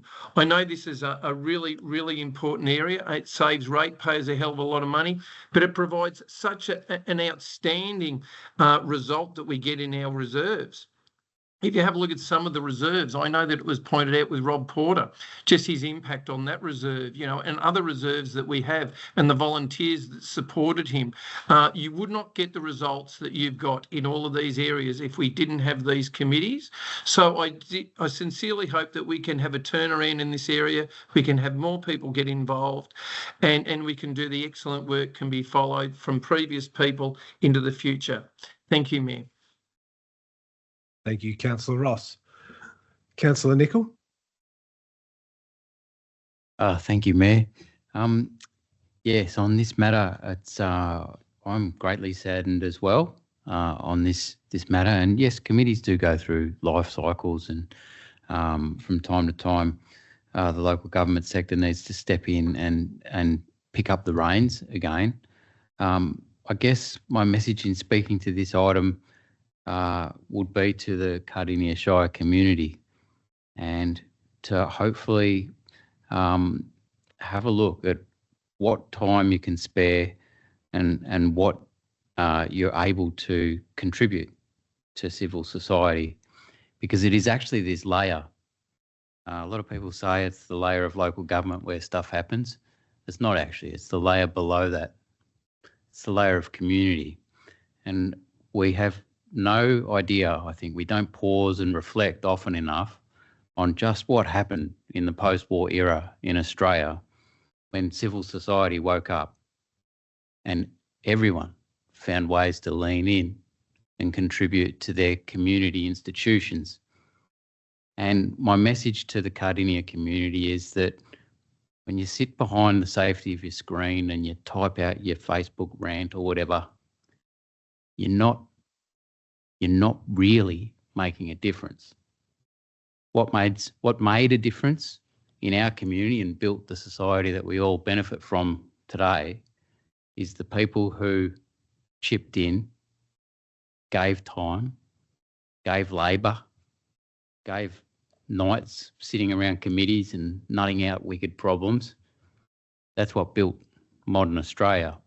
And so as we move into generational change and people's lives are busier and it's easy to find excuses, I'd just encourage the people of Cardinia that sometimes you don't know what you've got until it's gone, and hopefully you can just quietly to yourself tonight say, I'll suss out my local clubs and my local groups and my local community facilities and I'll see what I can do. Thank you, Councillor Nicol. Are there any other speakers? I see none. I'll go back to Councillor Pomeroy to sum up. I would like to commend the council officers that have dealt with these clubs over the years as well. I've had some great feedback from Yarrabubba on the support that council has offered. But I do think there is a reminder to us as councillors and council is how do we enable volunteers' vision? When people come to talk to us about tree removal so that they can maintain a cross-country jump, we may just see this as tree removal, but what they see it is the ability to retain their cross-country riders. Because without this course, kids have to go to better facilities elsewhere. So it is hard to retain volunteers if you get to a certain age and you need to go off to a better facility. So I think we do need to appreciate and engage with our community and really understand what their vision are for community assets. Thank you to all the volunteers, especially disappointing in National Volunteers Week, but thank you. Thank you. So we'll put the officer recommendation to 7.2.8 up for a vote. All those in favour? Against? I declare that carried. 7.3.1, the Biodiversity Conservation Strategy Midterm Review. The recommendation here is that Council notes the report and progress made in the delivery of the Biodiversity Conservation Strategy Action Plan. Do I have a mover for this item? Councillor Owen. I move the officer's recommendation. Thank you. Is there a seconder? Councillor Thompson. Councillor Owen to speak first. I'll get this microphone. Thank you, Mayor. This is a really good strategy, and I'm really pleased to report on it tonight. The Biodiversity Conservation Strategy is directly linked to the delivery of the 2018 Sustainable Environment Policy and delivers on biodiversity protection and enhancement for council and the community, and is aligned to the Sustainable Development Goals. So the strategy was adopted back in 2019 with a planned 10-year action plan. The strategy was developed based on environmental data, biodiversity, health indicators, considered community priorities and interests. The strategy identifies the goals and objectives required to address key threats to our natural environment and meet our legislative obligations as they relate to protecting our native plants and animals. Cardinia Shire is definitely a beautiful place, as we all know. It's home to over 1,325 native plants. 94 of these are listed as rare or threatened, and 414 native animals, with 63 of those also listed as rare or threatened. So council officers conducted a mid-year review to assess the progress of the 44 strategy actions scheduled for delivery in the first 5 years. So the 53 actions, however, 9 of those are due to be commenced after this review.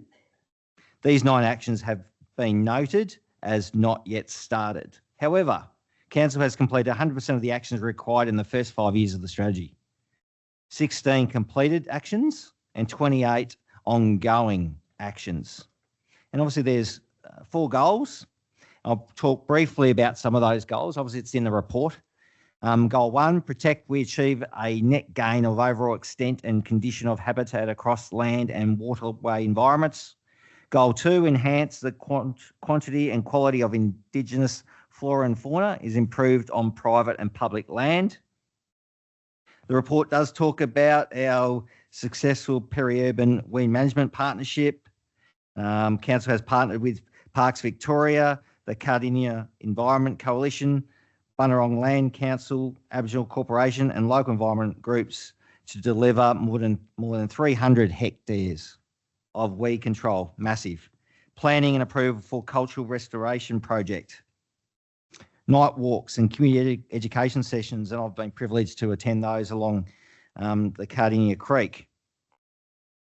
Also, goal 3, connect. Council has mapped biolink corridors that will enhance biodiversity. Goal 4, engage and educate. The number of community members actively participating in the natural environment programs has increased, and we talked about volunteering earlier. And this report highlights how important our volunteers, our environmental community groups help council achieve the objectives in this strategy. groups like the Cardinia Environment Coalition, the Friends of Cardinia Creek, all very important to help us achieve what's in the strategy. I'll pause there and let my colleagues to speak to the item too. Thank you. Thank you. I'll go to Councillor Thompson. Thank you, Mayor, and thank you, Councillor Owen. Pretty much stolen most of my thunder, so thanks for that. But no, so I just wanted to also echo that, yeah, the 100% of the actions required in the first 5 years of strategy and the 28 ongoing actions are considered business as usual, as they are ongoing projects within the Shire. And the goal that I really wanted to highlight was pretty much exactly as you mentioned, Councillor Owen, was the engage and educate. So just the brief I wanted to mention that's in the report is that community members are a key resource in achieving positive environmental outcomes.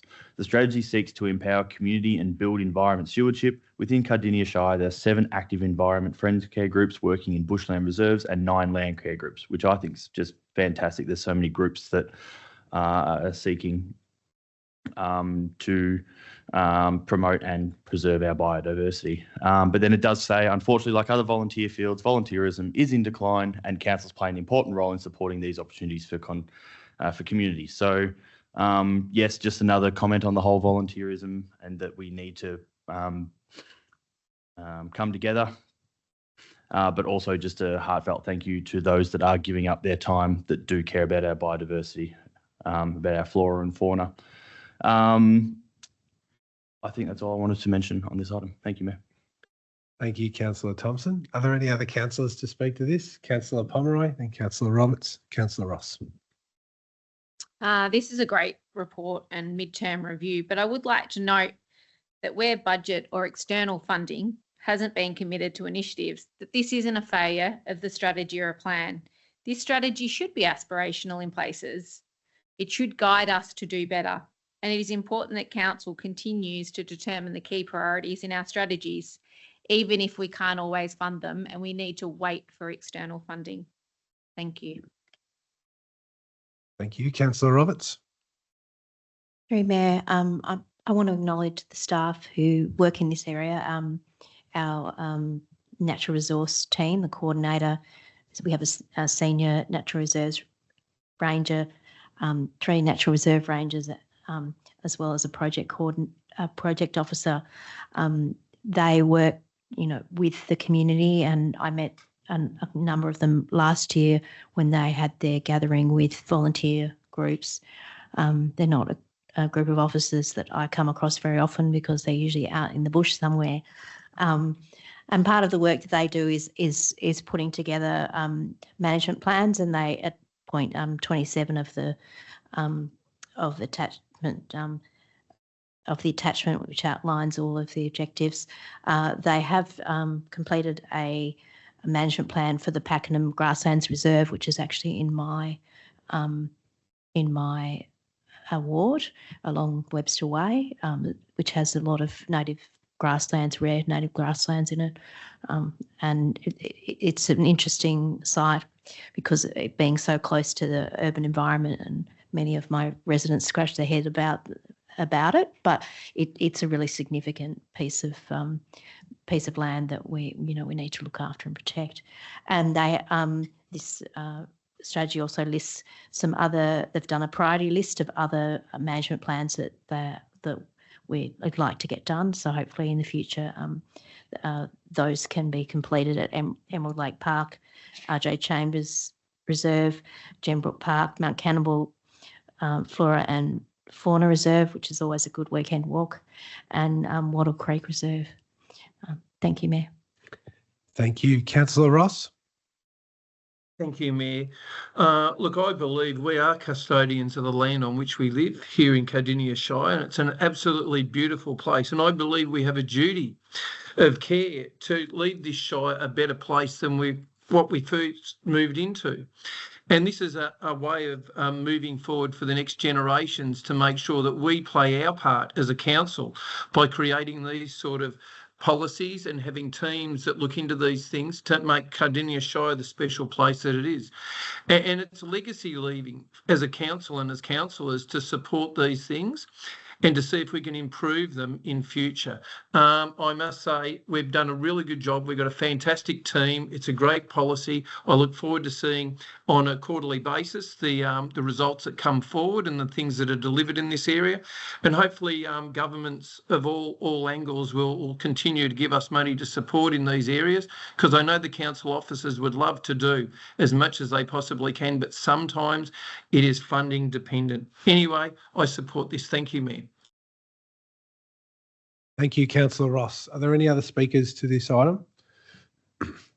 No, I'll just quickly jump in. I went to a farewell party for someone who volunteers at Friends of Emerald Lake Park. Her name's Sheila Hampson, and she would be very proud of this strategy. And I just want to acknowledge her contribution to Emerald Lake Park and deleting thousands of sycamore maples out of that beautiful, beautiful reserve up there. Sheila's actually moving to Ballarat to be closer to her family. So I told her I'd call the Mayor of Ballarat and ask for a trade. If we're going to lose one of our best volunteers from Cardinia Shire, we should get something good in return. Yeah, I think Councillor Owen said it well, that our biodiversity conservation strategy, the people who work in this space are fantastic. They are knowledgeable, they are brilliant, but our backyard's 1,280 square kilometres, and we do rely heavily on our volunteers, on our friends groups to do work in this space. So it's important that we acknowledge our environmental volunteers particularly, and I like to get out planting with them as much as I can. I know all councillors do, and I know our officers do too.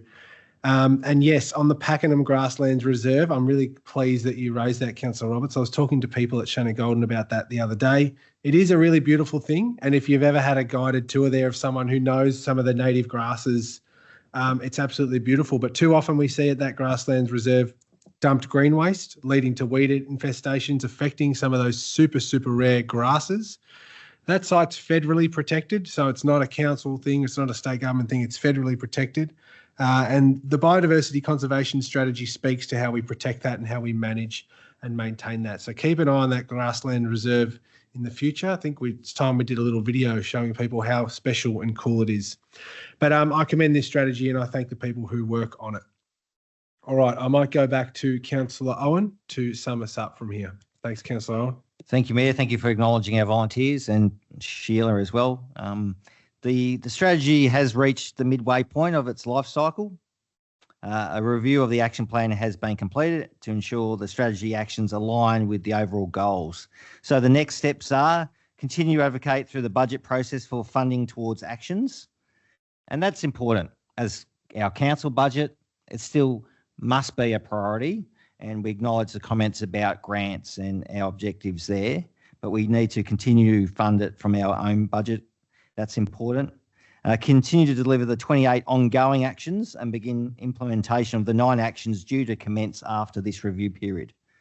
Continue to seek that external funding and partnering with our key stakeholders to deliver projects, and that includes our amazing volunteers. I just also want to thank our staff in this space, our environmental team. You know, personally, I receive many compliments about our staff in this space, in the environment, and that is, unfortunately, that's not always coming, from everyone, but in the environment space, we get some really good compliments. So from our volunteers. So thank you to our staff in this space, and thank you to our volunteers. I'll move the report. Thanks.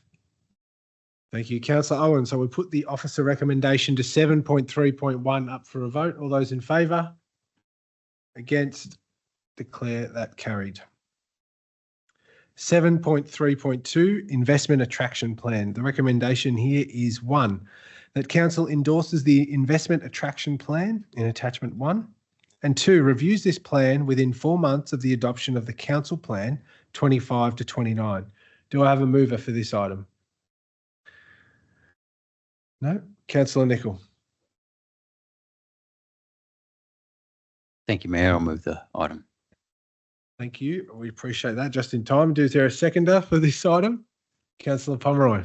Go over to Councillor Nicol. Thank you, Councillor Zick. Thank you, Mayor. Yeah, this is a really important document as well. Talking to some of the strategic work that needs to be done around making the most of the opportunities that Cardinia Shire, as such a diverse shire, has.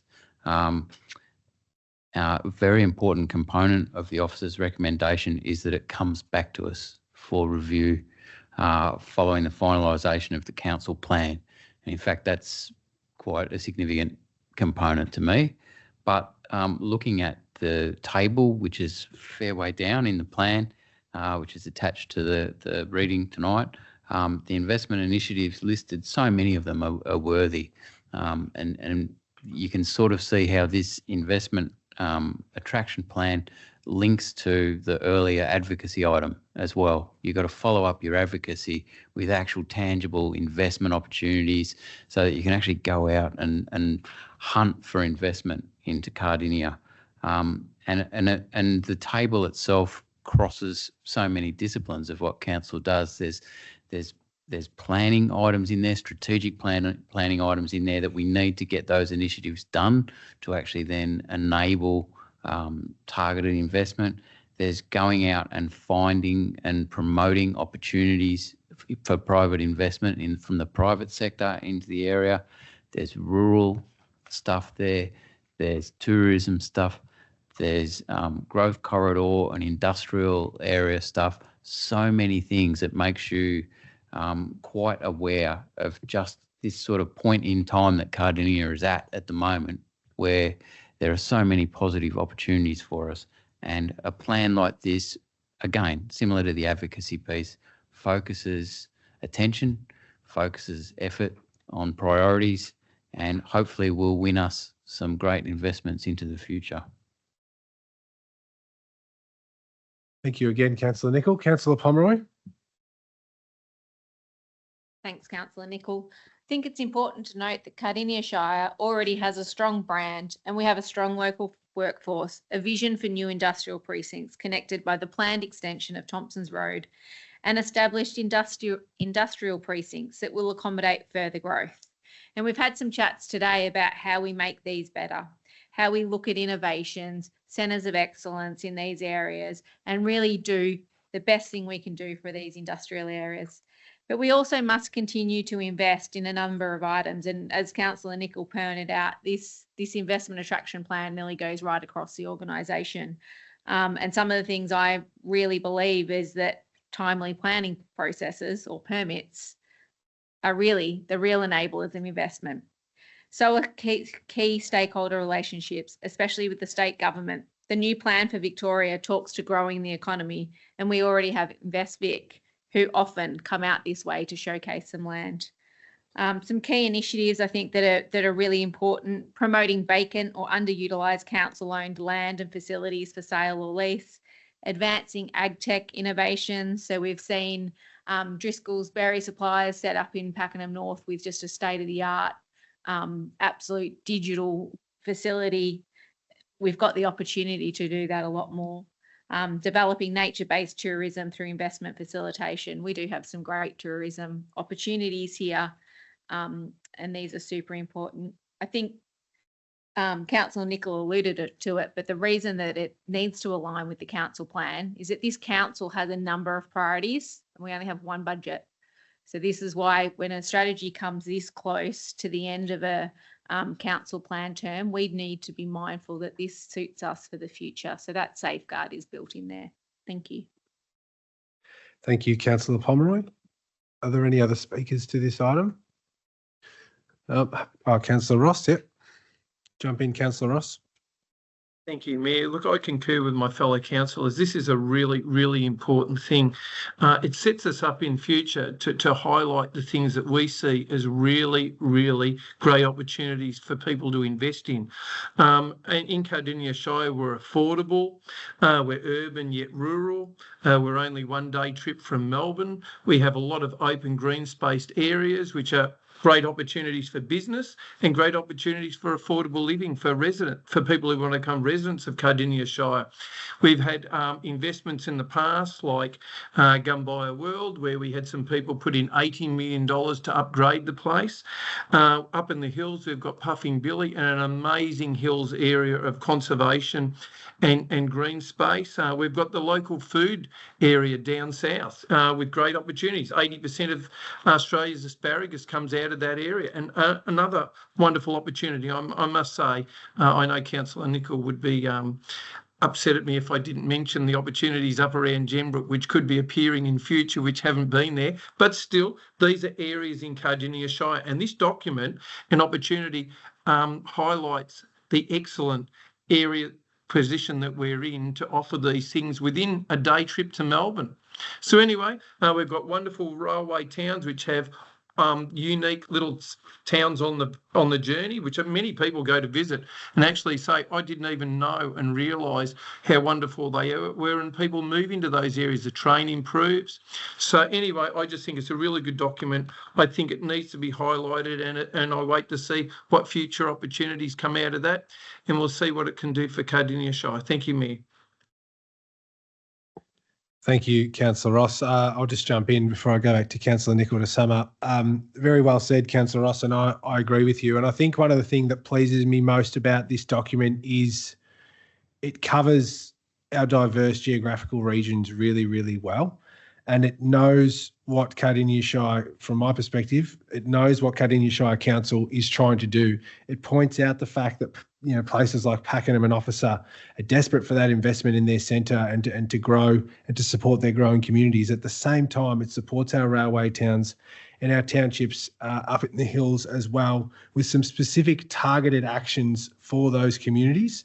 And I think it respects our regionality really, really well. So I'm really pleased with this. Thank you, Dana and team, for working on this, and thanks, councillors, for contributing to this. And look, I think it will closely align with the council plan that we end up with, but I support the addition of having the extra step for a review after the council plan adoption. So I'm happy to support this plan.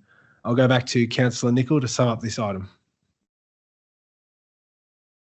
Thank you, Mayor. And in fact, you pointed out one of the elements I wanted to point out in summing up. The breakdown of Cardinia Shire into regions is actually terrific. It's a mature discussion because it's not a one-size-fits-all shire, and this report reflects that perfectly. And the fact that it's not a one-size-fits-all shire opens doors for a range of initiatives. So I'd just shout out from page 30 of the report is a table which lists a number of initiatives. It's a great read through. If you're a young person having a read through this, you might be thinking to yourself, well, there might be a job for me here in the future. If you're someone who's just bought a block and you're thinking of building your house, you'll be reading through this and you'll be thinking, this place is going to go places. This is terrific. I'm so glad we bought here. So it's an inspirational read and really gets you thinking what we can do with some targeted investment attraction. And it's a credit, again, to the team who have co-developed this. And I'd like to see it again once we've refined the last tweaks to the council plan. And I think it'll be a great document. Thank you. All right, so we'll put the officer recommendation to 7.3.2 up for a vote. All those in favour? Against? Declare that carried. 7.3.3 Weed Management Strategy Midterm Review.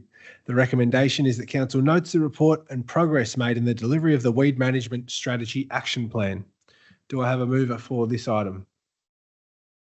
I see Councillor Nicol. Thank you, Councillor Nicol. Thank you, Mayor. I move the item as listed by the officers. Thank you. Seconder? Councillor Ross as seconder. Thank you. I'll go to Councillor Nicol to speak first.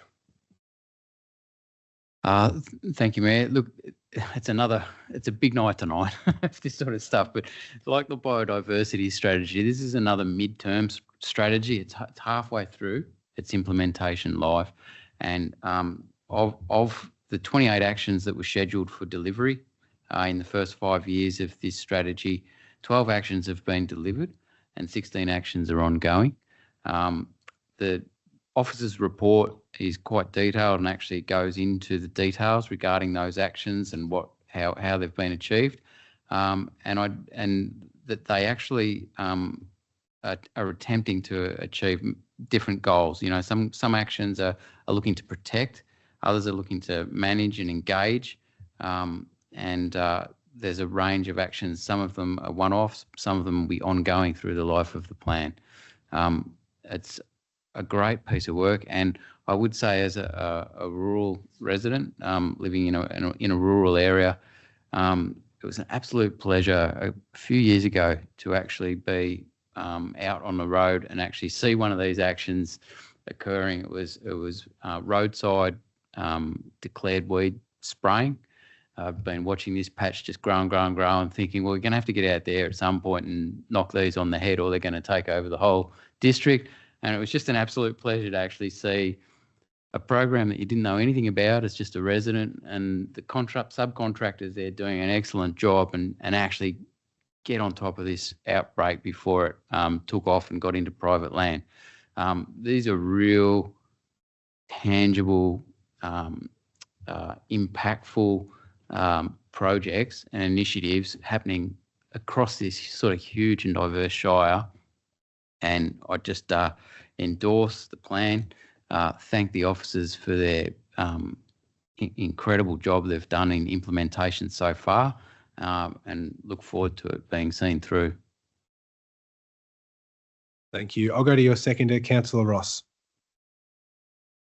Thank you, Mayor. Looking through the report, people will be able to read that Cardinia Shire hosts a wide range of introduced plants that can negatively impact the natural environment. We have over 400 species that have successfully adapted to the local environment and persist in the area.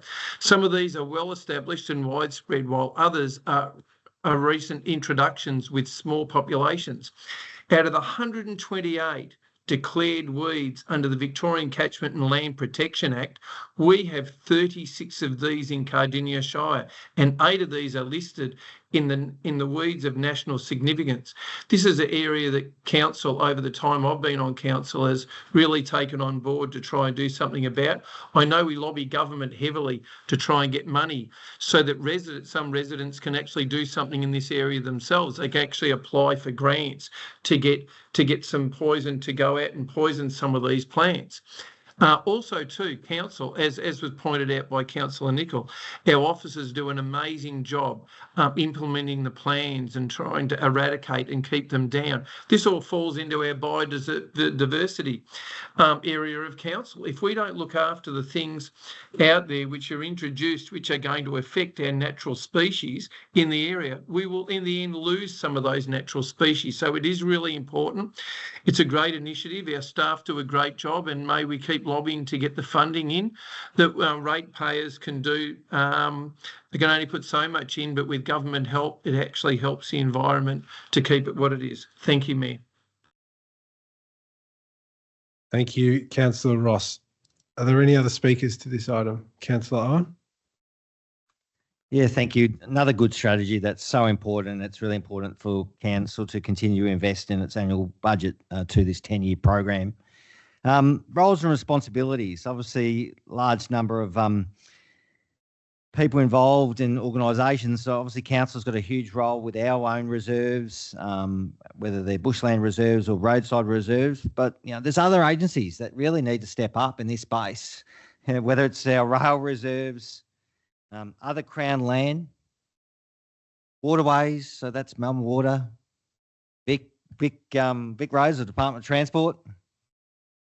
We need everyone on board. Of course, we've got our volunteer groups and also landowners. Landowners are so important in this, what we're trying to achieve. And that's why through the strategy, through we grants, councillors assisting landowners to manage weeds on their property. But it's so important that all parties are coming to assist council, and I'm mainly talking about the state government bodies to fund in weed control, because really if not everyone's on board, you can't achieve what you want to do. Weeds will grow in these areas and impact our land and other property owners. So that's really important. Thank you. Thank you, Councillor Owen. Are there any other speakers to this item? There being none, I'll go back to Councillor Nicol to sum up. Thank you, Mayor, and thank you for people who've spoken in support of the item. Yeah, it truly is. Everyone's in it all together. Land management issue, and it's one of those things that's distributed widely across the whole Shire. It's 100% of our area that we need to think about this multi-agency and private landowners as well. So I commend the report. I thank the officers for the progress so far and look forward to it continuing to be funded and supported to its completion. Thank you. So we'll put the officer's recommendation to 7.3.3 up for a vote. All those in favour? Against? I declare that carried. 7.3.4, submission to Infrastructure Victoria's 30-year strategy. The recommendation is that Council notes that submission. Do I have a mover for this item? Councillor Pomeroy. I'd like to move the officer's recommendation as noted. Thank you. Is there a seconder? Councillor Roberts. Councillor Pomeroy to speak first. Submissions to things like the draft infrastructure strategy are incredibly important. The strategy includes 43 draft recommendations and 7 future options, which cover key areas such as housing, energy, transport, health, social infrastructure, and environmental sustainability. So I commend the council officers who have evaluated each of these recommendations and future options, highlighting areas of strong support, potential improvements, and financial implications to council and our community. But the strategy does not specify any projects in Cardinia that we would have liked to see. So while it notes that it needs to build aquatics and libraries in growing communities, it doesn't commit to levels of funding for these or identify Cardinia as having an urgent need for a regionally specific aquatic centre or a library. We note in our recommendations that we are experiencing an increasing number of people experiencing homelessness, and we need more targeted actions in the social and affordable housing. In relation to education, it notes that while co-locating kinders with schools is a great option for parents, it doesn't mean that costs still aren't being shifted. These still need to be funded appropriately by the state and mitigate the financial impact on local councils. It also highlights that we need timely and reliable data for kinders, and this is especially important for us because when you have 4 families moving in each day, you're not just reliant on birth rates. We move to the other end of the spectrum in education, and it doesn't outline anywhere in this that we are in need of a TAFE campus or other tertiary opportunities. We would really like to see Cardinia identified as a location in a number of these plans, and there are another, 37 that I haven't touched on, but I think they're the key points for me. It would be great to see Cardinia listed in there, and I thank the officers for pointing that out continually throughout this. But this is a really important strategy. When we write grants, when we advocate, we link in with these strategies, and it's easier to have something to support in the strategy than trying to catch up later on. So I am in support of this submission, noting that it has already been submitted, but I think there's some really good information in it. Thank you, Councillor Pomeroy. Councillor Roberts. Thank you, Mayor. When this report was released, it had a lot of press and articles in the Age for a day that loosely mentioned the outer suburbs and what we don't have. And I usually, scratch my head again and again going, why aren't we being heard? And I really appreciate the officers going to the effort to respond and put this report together and pull out the documents that we are putting together as advocacy pieces. So for the housing point that Councillor Pomeroy alluded to, we have a strategy that we can attach as evidence. We were talking in conversations today about the need for a TAFE, and whether we need to get to the stage of looking at developing more of a case study around that need, so that in the future we can attach that and say this is our case. There's one particular one that's close to my heart, the recommendation about running faster bus service more often in Victoria's largest city. We are in Victoria's largest city. We are the edge of Victoria's largest city, and we don't have great bus services. They don't run fast. We're lucky if we've got them every hour, if we've got a route near us, and that's in the growth area. We're not talking about, the full, that's 4 or 5 services a day that run, down the hill from Gembrook to Pakenham. Like, the community had to advocate probably 15 years ago or so now, 10 years ago, to get that route in. We've got a new train station. Actually, we've got 2 train stations that don't have regular buses services to them, in Officer and the new station at East Pakenham. So I'm really grateful to the officers for, taking the opportunity to make this submission. There was another report, the Plan Victoria was highlighted today to us by officers, and our response to that. And some councils don't put the voice in, and I didn't realise that how many of them don't, and that makes me even more grateful for the effort that we do go to. Thank you. Thank you, Councillor Roberts. Councillor Thompson, did you want to? No. Are there any other speakers to this item? I see none, so I'll go back to Councillor Ross. Yep, I see you. Sorry, Mayor, I'm on delay. If I don't get my hand up 4 seconds in advance, I don't get on. That's all right. No worries. Thank you. Look, speaking to this, a 30-year infrastructure strategy is quite a dream. I mean, if we go by historical history, it tells us. I doubt whether any of us councillors will be still sitting in the room as councillors in 30 years. I don't think any MPs will be probably still in Parliament in 30 years. So what we need to do is take it in concept, as Councillor Pomeroy pointed out, that there are so many things that we need to be on top of to keep pointing out to the right authorities that we need. And really, it's going to be a year-by-year lobbying by councillors of the day, but to MPs, both federal and state. We can't do this alone. We need to do it together. And the federal government isn't immune to this either, because they're the ones who set the immigration levels, and the immigration levels determine with the state government where people are going to come into the country, number one, and secondly, where they're going to live by putting in planning rules around where affordable housing can be. Cardinia Shire is prime. Since I've been on council, I've seen 5 to 6 families a day moving into the Shire. I've seen over 17,000 new migrants to Australia become Australian citizens.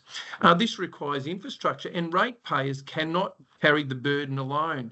State government and federal government need to come to the party. A 30-year plan is terrific, but as Councillor Pomeroy pointed out, it doesn't really give us the opportunity to put forward all of the things that we're going to need, and we need now. So it is a year-by-year document that we will have to prosecute, as well as having a 30-year strategy. Anyway, I think if we keep that in mind, we keep it in context, and it just motivates us more to put forward what we need to have in the Shire. Thank you, Mayor.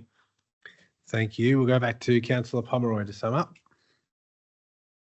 Thank you. And I'd just like to pull out one final one, which probably has the most impact on us, and that's around DCPs and ICPs and changes to those, and the impact that has on council. So one of the examples pulled out in previous years, rough estimates indicate a difference of 178 million between council delivered project costs and available DCP, ICP funds. This gap is now estimated at 253 million. We deal with this in every decision we make in this council, and some reform to this would be much appreciated, and a review. But yeah, I'm in full support of this. I think it's a great feedback piece and also a great strategy to guide councils right across Victoria. Thank you. Fantastic. Thank you, Councillor Pomeroy. So we'll now put the officer recommendation to 7.3.4 up for a vote. All those in favour? Against? I declare that carried. We'll go on to agenda item 7.4.1, Quarterly Financial Report 24 to 25, Q3, March 2025. The recommendation is that Council receives and notes the quarterly financial report for the 9 months to 31 March 2025 for the purpose of Section 97 of the Local Government Act 2020. 2, notes that the CEO, as required under Section 97(3) of the Local Government Act, is of the opinion that a revised budget is not required. And 3, approves a contract variation amount of $14,286 relating to the Alma Trelaw Amphitheatre. Do I have a mover for this item? No mover. Councillor Ross, thank you. I see you. You're moving the officer's recommendation? The officer's recommendation as read. Thank you, Mayor. Thank you, Councillor Ross. Is there a seconder for this item? Councillor Nicol. Councillor Ross to speak first.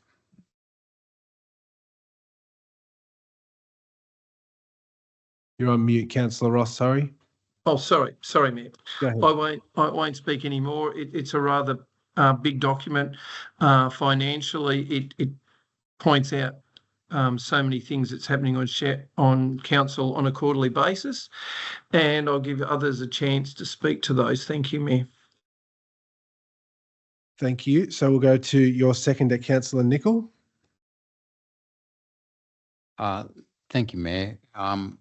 Yeah, look, there's no substantial surprises in this quarter's report. It's good to see that it's tracking as expected.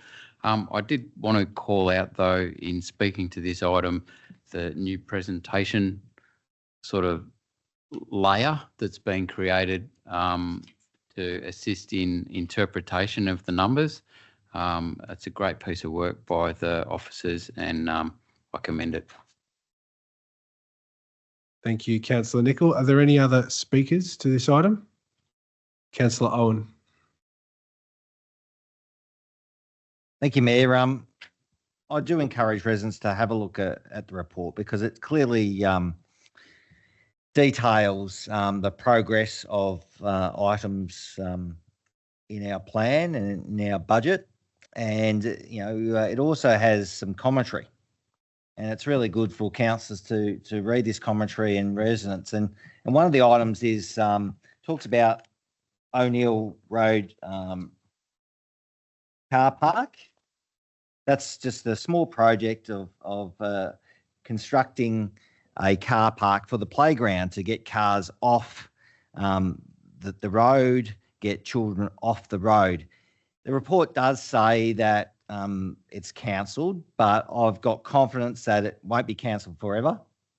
As the report says, project has been cancelled as the quoted cost for construction is far higher than expected. The master plan scope will be expanded to include the car parking for the playground. So council is undertaking a new master plan for that reserve. In the current master plan, it does state that as an action item for this car park. So I look forward to that coming back to council as a project to be funded. But I do note the report says cancelled at this stage. But I think it is a really good report. That commentary provides a really good update regarding each of the line items, whether it's completed, whether it's in progress or cancelled. So I encourage people to have a look at the report. Thank you. Thank you. Are there any other, Councillor Nicol, do you want to speak to this report? No. Are there any other speakers? I see Councillor Payton. Thank you, Mayor. Of note in this motion, just let me pull it up again. We're looking at a small variation in the contract of the Alma Trelaw project. Sorry, I'm just finding. I think it was to the sum of around $14,000, and that's something that we need to approve as part of this motion. So basically, the history of this is that the modifications to the new amphitheatre and the Alma Trelaw park have been completed now. And as part of that process and reviewing the progress made, it was found that with some minor design tweaks, that there could be a more positive impact regarding the accessibility of the facility. And that's why we're asking for a small contract variation, and I support that. I just wanted to talk generally about, and this is a comment that's been made in a lot of our financial briefings, but also in this chamber in the past. It's the difference between expending items which show up in a profit and loss statement and show basically show whether your income is higher than expenses, or whether an item is capitalised, which means that it goes into the budget, into the balance sheet. Apologies. So in this instance, there's a distortion, and I think our council officers do a really great job, and they've slightly tweaked the reports to make it clearer for all of us. But what we had in this financial year is that a lot of income was received. Grant funding was received right at the start of the year, and it all fell in that first quarter. And we're now sort of still acknowledging that there's income that has shown up in our statements that we still haven't yet expended. So it looks like in some instances that we're making surplus, but in actual fact, when we get to the year-to-date end, it will become a deficit. And a couple of the comments made in this statement is that a couple of the items that had to be put into our operating budget were the Coralline Football Club, the new infrastructure that's going in there, and also for the Upper Beaconsfield, the grant that's been received there for the project to revitalise the rec reserve up there. And because those items are being put into our profit statement, it's also distorting things because those infrastructure items are on Crown land. So there's a lot to take in, and I thank the officers for helping us to understand the reports better. Thank you, Councillor Payton. Are there any other speakers to this item? I'll go back to Councillor Ross to sum up. Thank you, Mayor. Thank you, councillors, for pointing out different items within this report. Look, reading this report, it needs to be taken in context. Quite often it appears that there is huge amount of surpluses in certain areas of our budget. What people probably don't realise is these expenses are paid out over a whole year. So sometimes we have funds that come in and then we feed them out over a period of time, such as when rates come in and then paying wages and paying out money. Other areas are sometimes we will see surpluses there that appear to be there, that council's got a lot of money. Sometimes we have projects which we've already received the money for that we're holding, and we're going through the process of having a project done. So the money actually hasn't been spent yet. But sometimes it would appear like we have a huge amount of money and we're not spending it. I guarantee all the money is basically very, very tight and with everything. I'd encourage ratepayers that quite often we've had in the past so many people who are really inquisitive in this area and try and hold us to account, but also to want to have an understanding about what all the numbers mean and where they are. So I encourage people to send in letters, ask community questions, come in and speak to our officers. They've always got information they can add to you so they can illuminate the whole scene in this area. Anyway, I approve this report. Thank you, Mayor. Thank you, Councillor Ross. So we'll put the officer recommendation to 7.4.1 up for a vote. All those in favour? Against? I declare that carried. All right, I think it's time for a little break. So let's adjourn the meeting now until 9:35 p.m. to allow everyone to stretch their legs. Thank you. We'll bring the meeting back into session. Thanks, everyone, for that adjournment and that break. All right, we'll move into item 7.4.2. I note that page 429 of the agenda was updated on Friday the 16th of May to provide additional clarity regarding this report. It's available online and was also distributed to all councillors, so we have that information. The recommendation for this one is that Council awards contract RFT 000064, Cleaning and Internal Waste Services to Broadscope Facility Services Proprietary Limited for an initial 3-year term expiring 30 June 2028. With 3 optional 1-year extensions, subject to available yearly budget and satisfactory contractor review. Do I have a mover for this item? Councillor Thompson. I move the officer's recommendation. Thank you, Mayor. Thank you. Is there a seconder? Councillor Pomeroy. Councillor Thompson to speak first. Thank you, Mayor. So this is for a tender for a bunch of facilities across the Shire. The council maintains a diverse range of facilities, including 16 maternal, child and healthcare centres, 15 public halls, 2 libraries, 5 work depot buildings, and the Cardinia Cultural Centre and the Civic Centre, where we reside at the moment. So quite a big contract, quite a big deal. It was put out to public tender, and it was, for me reading this, it was pleasing to see that there were 26 companies had put their name forward to potentially receive the contract, which is really good to have that many options, to have so many choices. It means that at the end of the process, we should get the right person or the right company to get in to do the job as efficiently and to the highest possible standard. I do like reading these reports and these tendering processes that we do have set up here at Cardinia. They are very thorough, they are very robust, while also being very, very transparent, as noted in the report.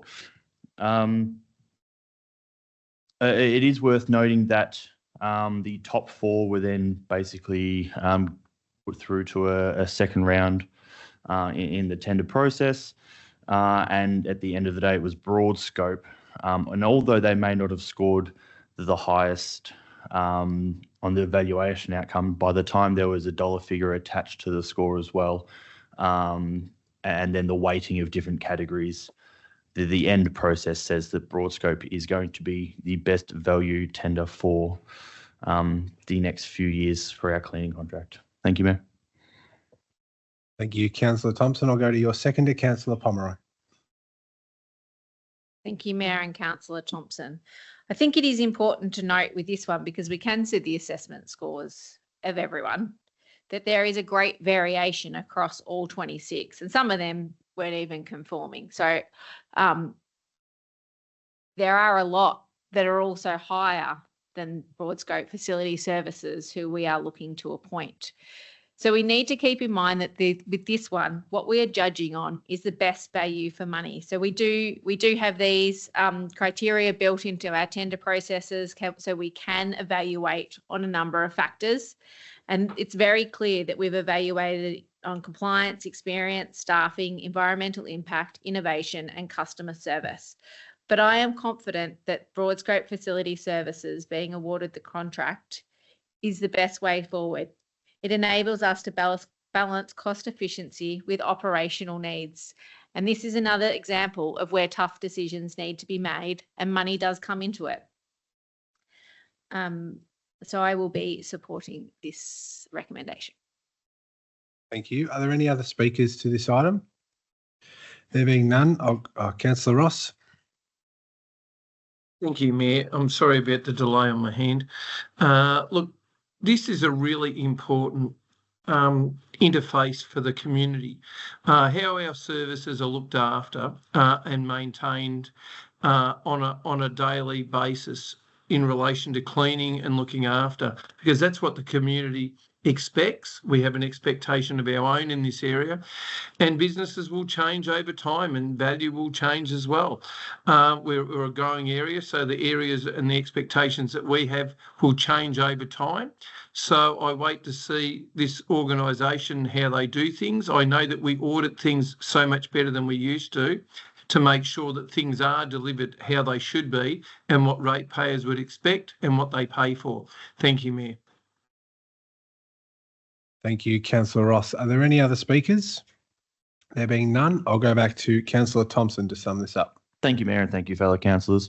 Yeah, just echoing the notion that it is the best value for money, not necessarily the cheapest option, but it is making sure that the financial sustainability at council is certainly considered, whilst also still being able to deliver a high quality outcome. That's all I have to say on this matter. Thank you, Mayor. Thank you, Councillor Thompson. So we'll put the officer recommendation to 7.4.2 up for a vote. All those in favour? Against? I declare that carried. 7.4.3 contract extension for Microsoft licensing. The recommendation is that Council extends contract C2000102 to Data3 for their provision of Microsoft licensing until 30th of September 2028. Do I have a mover for this item? Councillor Pomeroy. Like to move the recommendation as noted. Thank you. Is there a seconder for this item? Councillor Roberts. Councillor Pomeroy, over to you.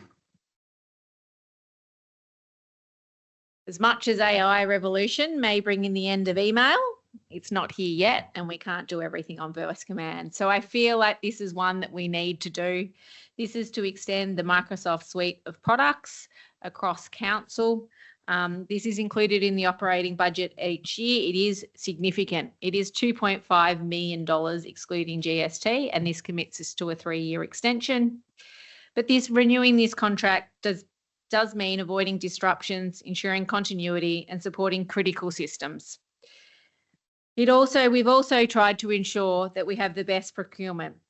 Collaborative rates designed through the MAV means that we should have access to the best rates, and a number of councils are also going through this, so we can learn from where they're at as well. But this is something that we just need to support. It runs our business.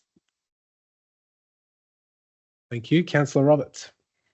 Not much more to add. As Councillor Pomeroy has said, it's pretty essential to our business, and it's a length of contract that will get us to will get us to the point where our systems are being looked at. So if there are any changes in what we were needing with this contract, then it'll probably tie in with the work we're doing on the broader systems. So that's all on that one. Thank you, Mayor. Thank you, Councillor Roberts. Are there any other speakers to this? There being none, I'll go back to Councillor Pomeroy. Nothing further, Mayor. Thank you. So we'll put the officer recommendation to 7.4.3 up for a vote. All those in favour? Against? I declare that carried. Agenda item 7.5.1, Environment Council Plan Initiatives Quarterly Report. The recommendation here is that we note this report. Do I have a mover? I see Councillor Owen. Thank you, Mayor. I move the officer's recommendation. Thank you. Is there a seconder for this? Councillor Thompson. Over to you, Councillor Owen. Thank you, Mayor. I move that this council notes this report. It's a strong environment theme tonight with a number of our reports, which is great. So this quarterly report provides an update on projects, services and actions that are undertaken by council to deliver on the council plan focus area number 3, thriving environments, and its associated initiatives. So there are a broad range of projects, services and actions delivering environmental benefits throughout the organisation. While many of these occur within or are led by the Environment and Infrastructure Group, most of the organisation is involved in environmental sustainability to some degree. So this report talks about biodiversity, climate change, water, waste and resource recovery. I'll let my colleagues speak to some items, but I'll speak to a couple. The Heritage grants are currently open. The annual Heritage Grant Program opened on the 28th of March and closes on the 30th of May. Grants of up to $5,000 is available in match funding to help repair or conserve places and sites of heritage significance. So that grant program is currently out. Regarding waste and resource recovery, the Christmas cardboard drop-off results. I like this program. Council hosts a cardboard drop-off event each year to support residents with their excess cardboard and paper recycling during the festive season. And we know we can accumulate large numbers of that product. So the drop-off area program was highly successful. Over 1,500 vehicles, 513 more than the previous year, and 570 cubic metres of cardboard and paper recovered. Did cost council $40,000, but I think it was a great program. So in response to the success of that, we're doing something a little bit different in the coming months. Because of the popularity, a new contractor and a new service model will be rolled out in 2025 and 2026 and includes expanded list of items that can be collected including textiles, soft plastics, polystyrene, and that's a real, it can be quite difficult to get rid of, and e-waste. My understanding it's going to be a biannual program, and it'll be relying on residents to drop off those materials at our council depot. That program will be advertised in the coming weeks, but I think that's a really good addition. We had Clean Up Australia Day, which was very successful. Thank you to all our volunteers and community groups, and great to see council at a number of events across our Shire over the last few months, including the Upper Beaconsfield Village Festival, the Packham Show, the Bunyip Show, and also the Yakaboo Festival, which is great. Our waste team, our environmental team getting out to these events is really great. I'll let other councillors speak to the report. Thank you. Thank you. I'll go to Councillor Thompson. Thank you, Mayor. Thank you, Councillor Owen. Not too much more to add. I'll let other councillors pick out line items if they wish to. I would like to thank all the staff that are involved with all these initiatives and programs and things like that. It is really good to see us trying to look after what we have, preserve what we have, and trying to reduce, reuse, recycle where we can in terms of waste management and whatnot. It is good. It is, in the report, they're all initiatives, they're all ideas that we're trying to get out there to try and reduce rubbish, look after what we have. Various different types of funding, whether it's us funding it, whether we get funding. Clean Up Australia Day was obviously by Clean Up Australia group. There's stuff that's from the state and the federal governments. There's stuff that's available to residents for funding and things like that. So, like I said, not much more to add, just more of a thank you to staff and local residents for their involvement in our environmental initiatives. Thank you. Thank you, Councillor Thompson. Are there any other speakers to this item? Councillor Nicol. Thank you, Mayor.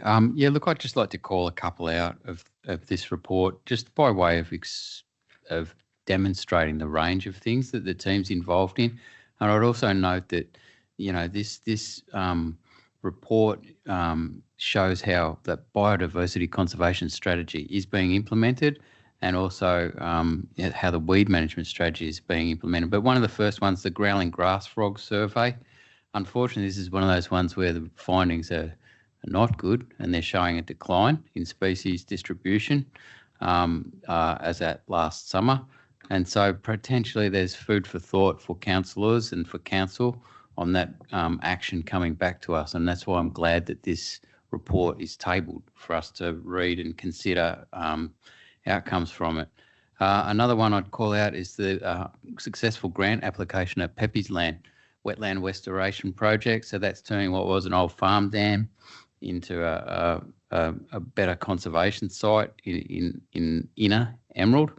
And again, there's no funding on the table. It's actually our officers that have gone out and found and won money and brought money in on this initiative. So that's another way that this team is sort of helping community. And then there's the Sycamore Blitz at Emerald Lake Park, which the Mayor mentioned a little bit earlier. This one is purely a community effort and community volunteers and a collaborative effort with different community groups coming together. And what our team is doing in this circumstance is just getting in alongside them and being there for the event. So it doesn't necessarily, they don't necessarily bring money to the table. Sometimes they win money. Sometimes they're funding research. It's just the variety is huge. And the impacts are real and tangible. So I commend the report and the officers and the team's great work. Thank you, Councillor Nicol. Are there any other speakers to this item? I'll just briefly mention the what's coming up section of this report, which I think has been a really, really good addition, and you can read through that at your leisure. But there is so much going on in this space that it's good to look back, but also good to look forward to make sure you don't miss out on what is coming up in that space. All right. If there's no other speakers, Councillor Ross, I see you. Yep. Thank you, Mayor. Look, in this space, I must say our staff do a wonderful job. We're known a little bit in the council area as the little engine that can. We do so much with the little that we have, and we're seen as an example in the council areas as someone who we do actually do a whole lot. Just some adding to what my fellow councillors have shared on the report.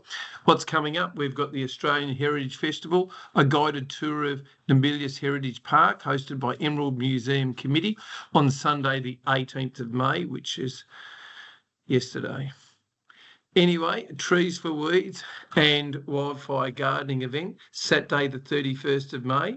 We've got the Winter Hard Waste Promotion, which will go on between June and August. We've got the Waste Drop-Off Weekend for July for textiles, cardboard, soft plastics, polystyrene and e-waste.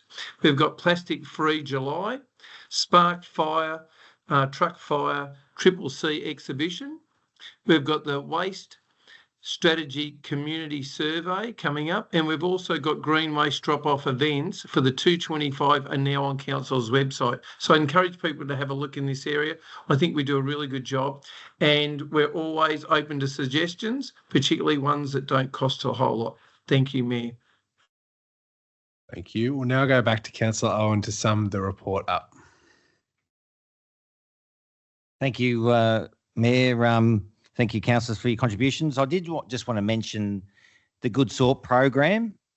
So this is really important. I know councils across Victoria get criticism for this, but it's really important to run such a program. So 2,000 inspections has occurred in the quarter.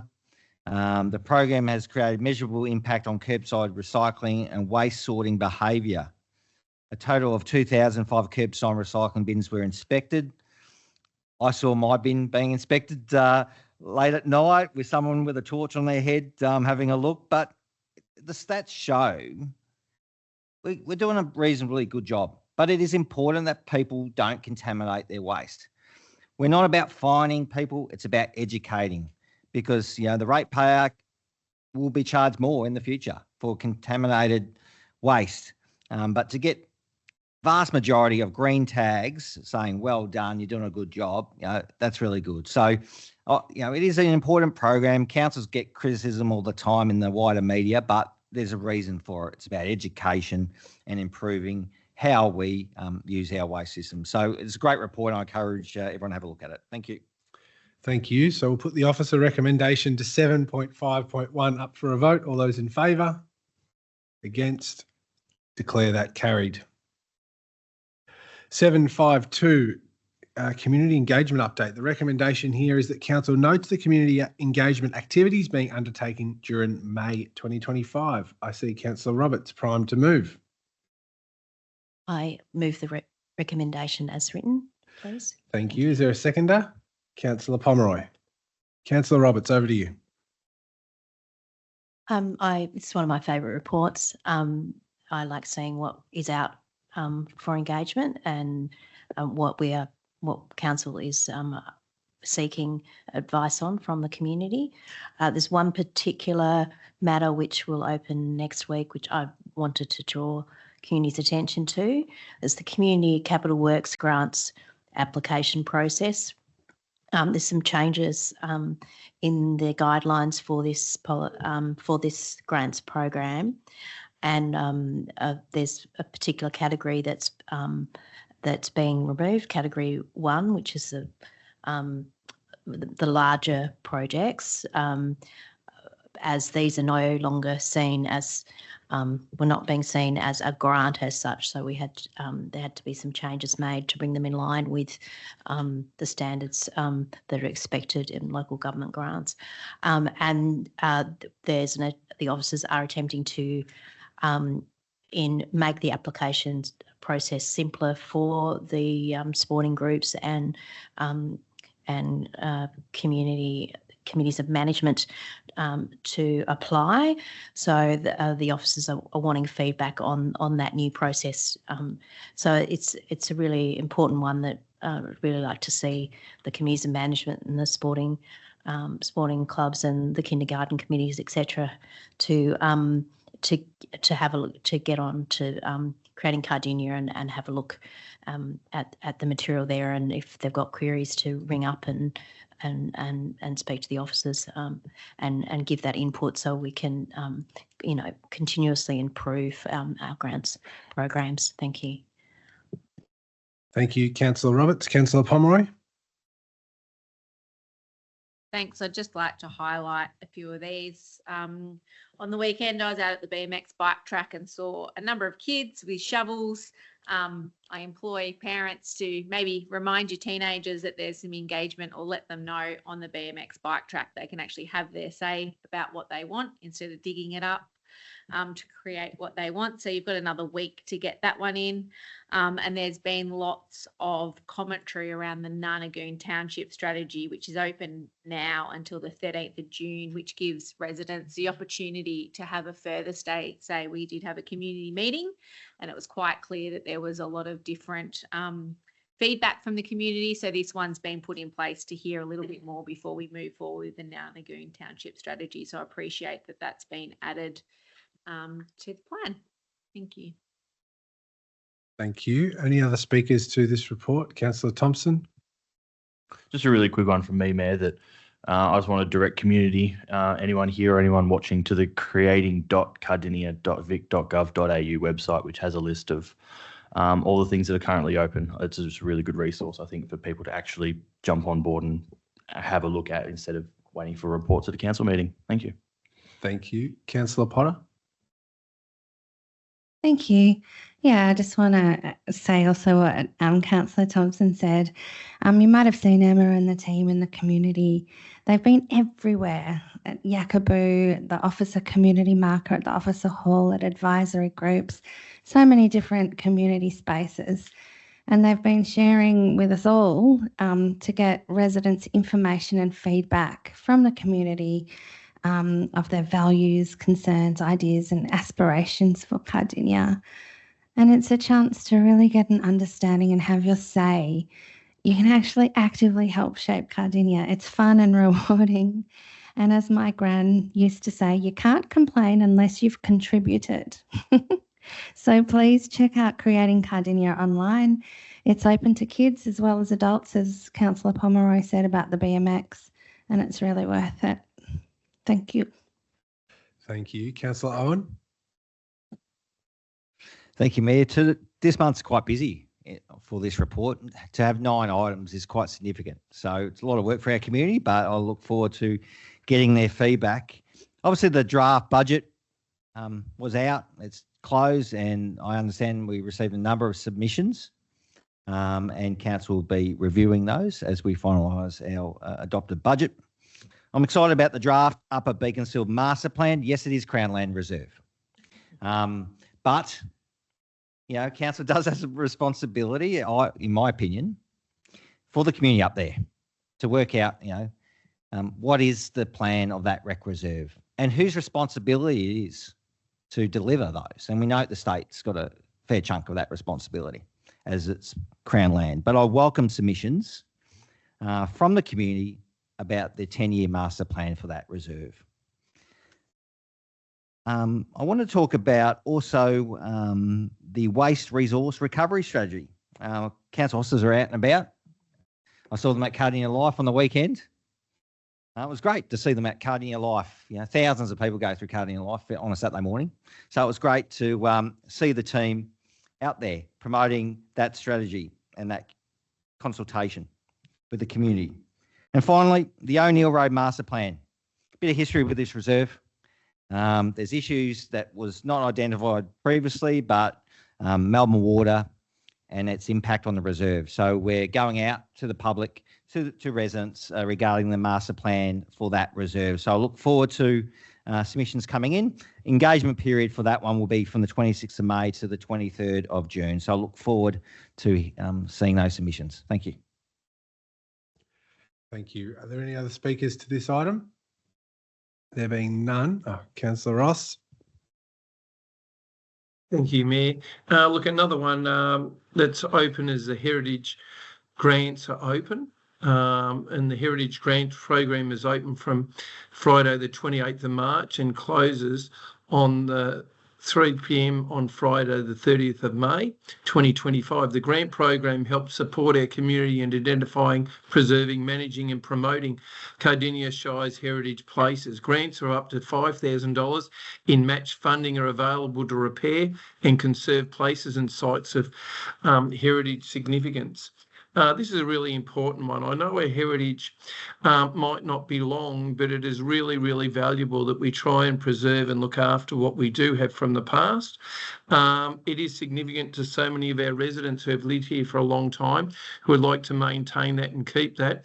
And in the past, Melbourne's had a history of basically bulldozing a whole lot of stuff down that now we wish we didn't. So I'd encourage people to try and have a look at what's heritage in the area, see if you can contribute to it and help out, or the groups that you're with maybe put in for a grant and put some money towards us preserving those areas, special areas of Cardinia Shire. Thank you, Mayor. Thank you, Councillor Ross. I just want to quickly touch on the proposed upgrades to the off-leash fenced dog park at Almatrelaw Reserve in Cockatoo. It's been a long time coming. This one, a slight delay in the receiving of the funds and starting the community consultation on that. And I know through talking to engaged residents in Cockatoo, they're really looking forward to it. So make sure you take advantage of this opportunity to get on board with that.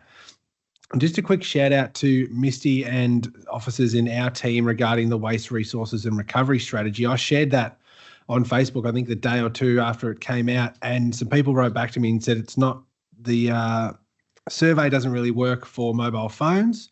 And straight away, I think 2 days later, we had that issue resolved. So it shows you that council laws and council staff do listen, and if you're going to take the time to fill out a survey and it's not working for you, we will do our best to make it so thank you, Misty and team, for that. All right, Councillor Roberts, would you sum us up, please?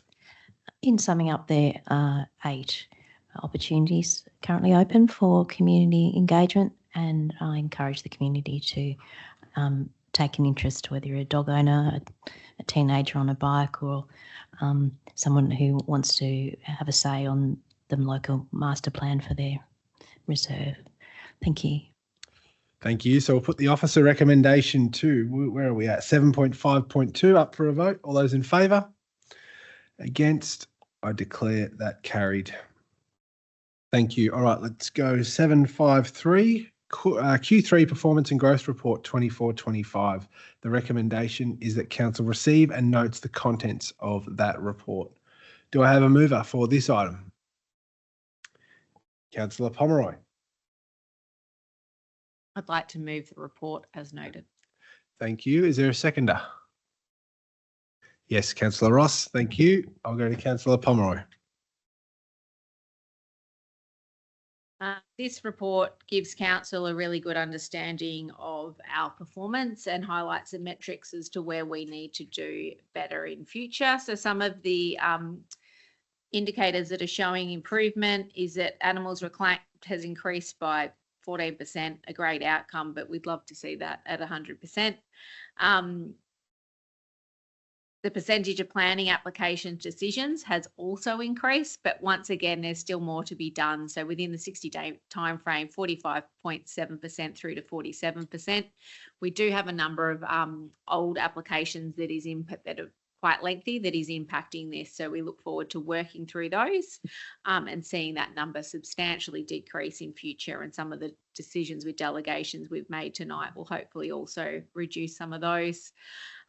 One I would also like to point out is unsealed roads performance. So while it's got a nice big green arrow next to it, and this looks really great, and I appreciate the officers going out when we do get complaints about roads, we do actually have a 14% increase in complaints in relation to corrugations and potholes at the same time last year. And a lot of that is due to the weather. But this information gives us the ability to do something into the future. So I think it's a good report. Thank you. Councillor Ross. Thank you, Mayor. Look, this is a very, very interesting report. It actually does give us a look into how things are running. But I must say it is hugely affected by things like weather. If we have dry weather, if we have wet weather, it will correlate through to particularly our unsealed roads and our drainage areas, that people will notice that the roads are, just don't perform the way that we would plan to have them, and there needs to be more money spent in the areas, and we do increase our budget from time to time in these areas to a huge amount to try and fix these issues. Hopefully we can have some kind weather. Also, government policy too has a big impact on our performance, particularly if there's a whole lot of people coming into the area. Our infrastructure is under heavy pressure. Quite often our budgets are moving forward in such a way that you can't plan sometimes for these things. But anyway, it's a really good read. People can have a look through there and see our performance in so many areas, and you can get an example of right back to 221, 222 on most of the performances up till today. So you get a bit of an idea where we've come from and where we are at the moment. That's all I'll add. I'll leave some room for other people to comment. Thank you, Mayor. Thank you, Councillor Ross. Councillor Roberts. Through you, Mayor, just a brief comment regarding the population growth in the Shire. This is the second quarter that we've moved to 4 households per calendar day moving into the Shire. So that's sort of a jump up that's maybe plateauing, or we'll see what happens in the next quarter. But and it'll be interesting to see if there's any changes in interest rates or other economic and indicators. Yeah, whether that how that feeds through to our development cycles. Yeah, thank you. Thank you, Councillor Roberts. Are there any other councillors to speak to this item? Councillor Owen and Nicol. Not together, please. Thank you. Thanks, Mayor. It was mentioned 14% increase in corrugation or pothole complaints. That is significant. And I also want to highlight the drainage performance. 72% reduction in service drains cleared and 98% reduction, or minus 98% underground drains cleared. I know it's a concern. Obviously, there's comments in the report that says service drains are cleaned out using a maintenance system that is driven by proactive inspections and reactive works, and supplemented by responding to flooding issues following storms. Works are prioritised based on risk to property or person. So that's something we'll continue to monitor and see how that tracks, because drainage is very important, particularly for our unsealed network. And I appreciate, Council is undertaking a detailed review into the maintenance of our unsealed road network and also obviously the drainage impact. So I look forward to that big review coming back to Council.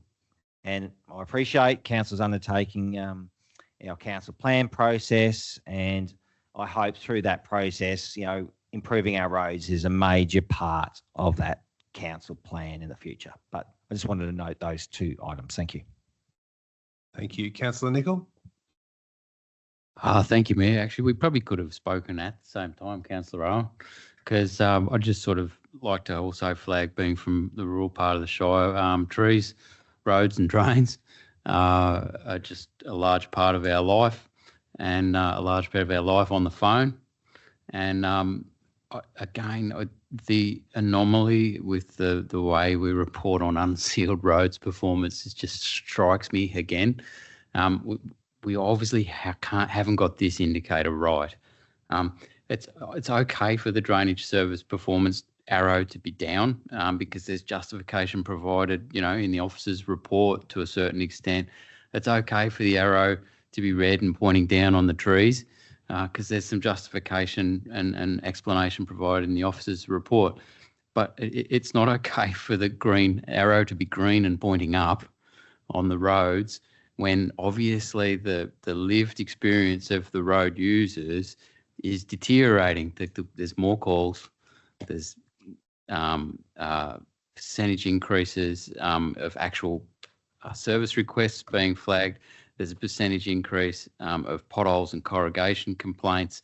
It's a large volume. I just think, yeah, it's great that the team's got out there and inspected, but we're not hitting the mark with this particular indicator. Thank you, Councillor Nicol. Are there any other councillors to speak to this item? I'll go back to Councillor Pomeroy. Sum up. Thanks to my colleagues who have reinforced some points and highlighted. I have nothing further to add, Mayor. Thank you. We'll put the officer recommendation to 7.5.3 up for a vote. All those in favour? Against? I declare that carried. All right, we move into councillor reports. Councillors, are there any matters to report? And please note the late hour of the evening. We still have a bit of business to get through. Any matters to report? No one going to kick us off? Councillor Owen, first cab off the rank. Just briefly, I attended a special event with the CEO and the Mayor regarding a release of the helmeted honeyeater, an endangered species. That location is in Cardinia, and it was great a few weeks ago that we attended that. It's great. Thanks to Zoos Victoria, our local environmental groups. So fingers crossed you do well in that space with the reintroduction of the helmeted honeyeater that unfortunately ceased living in Cardinia around about the time of Ash Wednesday. So, and I acknowledge our General Manager was there also. So thank you for that. And that's all. Thank you. Here. Thank you, Councillor Owen. Councillor Thompson. Thank you, Mayor. I'll also be fairly quick. I just wanted to thank the community for all the Anzac Day services that we had, obviously on the 25th. Some services slightly before as well to help the Old Diggers March actually in town as well on the actual Anzac Day itself. So, yeah, just love how I think it's one thing we do get right as a community, as a nation in Australia is Anzac Day and the significance around it. Never get sick of attending a dawn service or any service throughout the day. And yeah, all the groups, all the services, all the RSL groups have done really, really well. And a special shout out to Lakeside Residents Group who ran a free sausage sizzle out of Coles Lakeside all day. Weather was average, but the sausages were great. So thank you. Thank you. Well said about Anzac Day. Councillor Roberts. Mine's a little different this evening. I wanted to pay my respects to a particular Pakenham community member who passed away at the start of last month.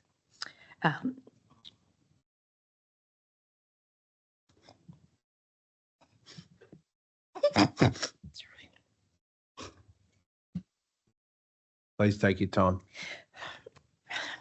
David Bull worked in our community in a service that we personally don't really have the direct involvement with at the time, that of a funeral director. It's usually our family that end up working with a funeral director in their time of grief. For more than 4 decades, David and his wife, Betsy, provided this service in our Shire and for the greater region. They started their business in Kooyurup in 1979 before expanding to Cranbourne, Pakenham and Druin. And David and I, sorry, I wasn't going to get this emotional. Thanks. David and I sat in the same section of pews at church and exchange a sign of peace, a smile or a wave on many a Sunday. And he was a family man and a genuine person who worked in a very special vocation. He and his family have supported many of my friends and family, some of whom knew they were not long from this life, and others who were blindsided suddenly on a Tuesday with the death of a loved one. He did this with professionalism, care and grace in a country where the funeral business is becoming more and more corporatised. This local family business remains so, and we're lucky to have a local family service helping people in their time of grief. I give my sympathy to David, his entire family, and may he rest in peace. Sorry, I'm too emotional. Thank you. Very well said, Councillor Roberts. We appreciate that and we note that. Are there any other councillors to provide reports? Councillor Ross, I see you, and then I'll go to Councillor Potter. Thank you, Mayor, and thank you, Councillor Roberts, for sharing that. Most people who have been in Cardinia Shire for a while have attended a funeral service at David Bull, and I concur with you. Thank you for sharing a little bit about the man behind the scenes and the fact that he was such a wonderful asset to Cardinia Shire, and commiserations to the family, and thank you for his service to us. Just over the last month, I'm attended the Western Port Biosphere Committee online, and that's a really wonderful initiative. And Councillor Trudy Payton's the council delegate on that group. I must say it's really good to see that they're involved, and there's I think 5 or 6 councils all work together to try and look after that area of waterway down there, and Cardinia Shire is one of those. Also, too, I concur with Councillor Casey Thompson that Anzac Day is always a really big day in Cardinia Shire. I hope Cardinia Shire Council, and I know my fellow councillors and I do our absolute best to try and make sure that everyone's respected, and council make sure we're all there for our past veterans and those who have served. We'd like to support them on an ongoing basis. This year, again, it was outstanding, the amount of attendance. It seems like every year more and more people are attending the services. And also, too, I must say the Yakaboo Festival this year was, again, wonderfully run by the volunteers. The weather was really, really good this year. I know that the Mayor spent a lot of time doing and was a showcase on the stage, particularly with the raffle giveaway. But I must say it was a really, really long day, but they did a great job, and I know the community really enjoyed it from what I could see. Anyway, that's all I had to add. Thank you, Mayor. Thank you, Councillor Ross. Councillor Potter? Thank you.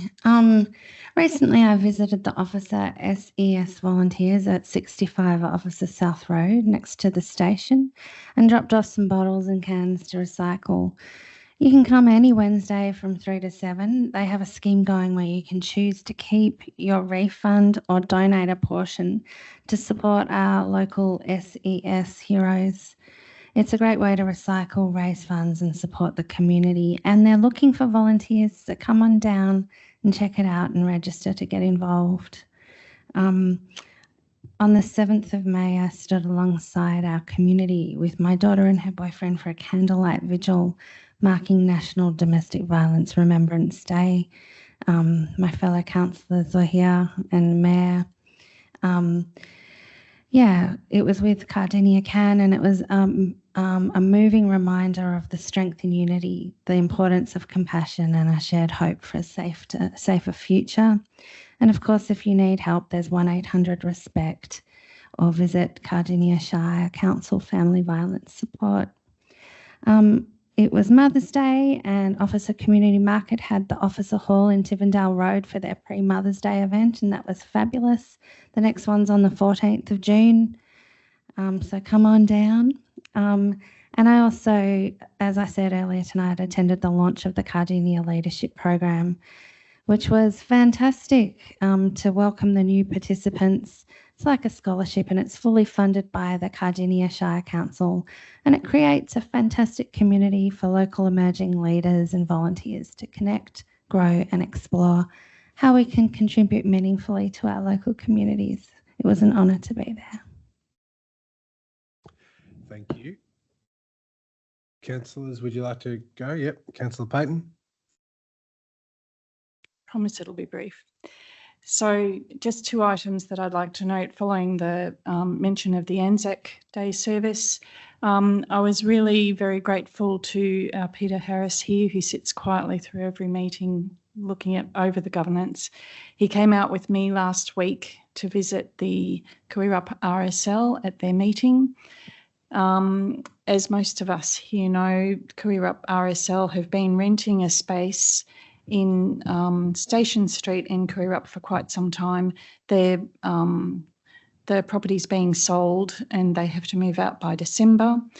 They've been trying to find a more permanent home for many years, and with Peter Harris's help, we aim to get this item onto the agenda. We're hoping for about July.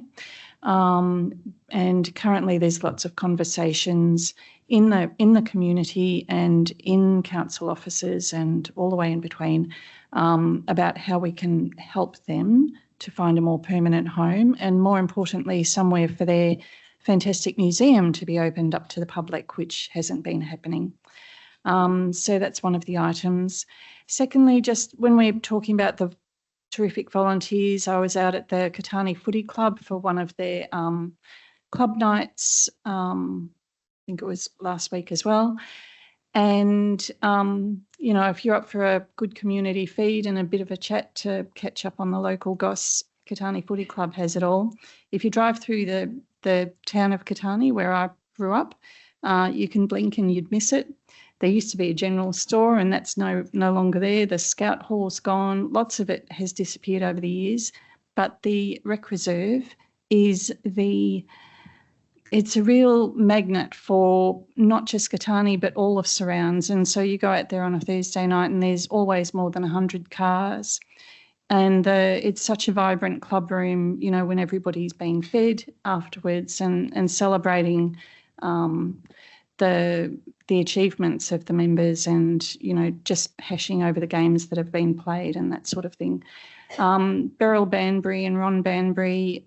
Beryl was nominated as a life member recently, and when you're talking about volunteers, you just go along and talk to these people who have just given their life to this club, and their results really show. So I appreciate their work.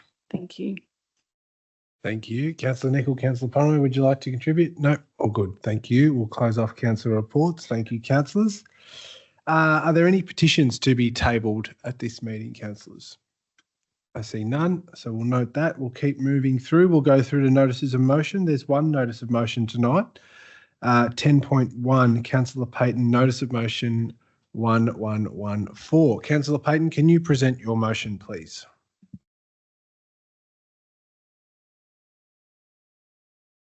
Yes, ma'am.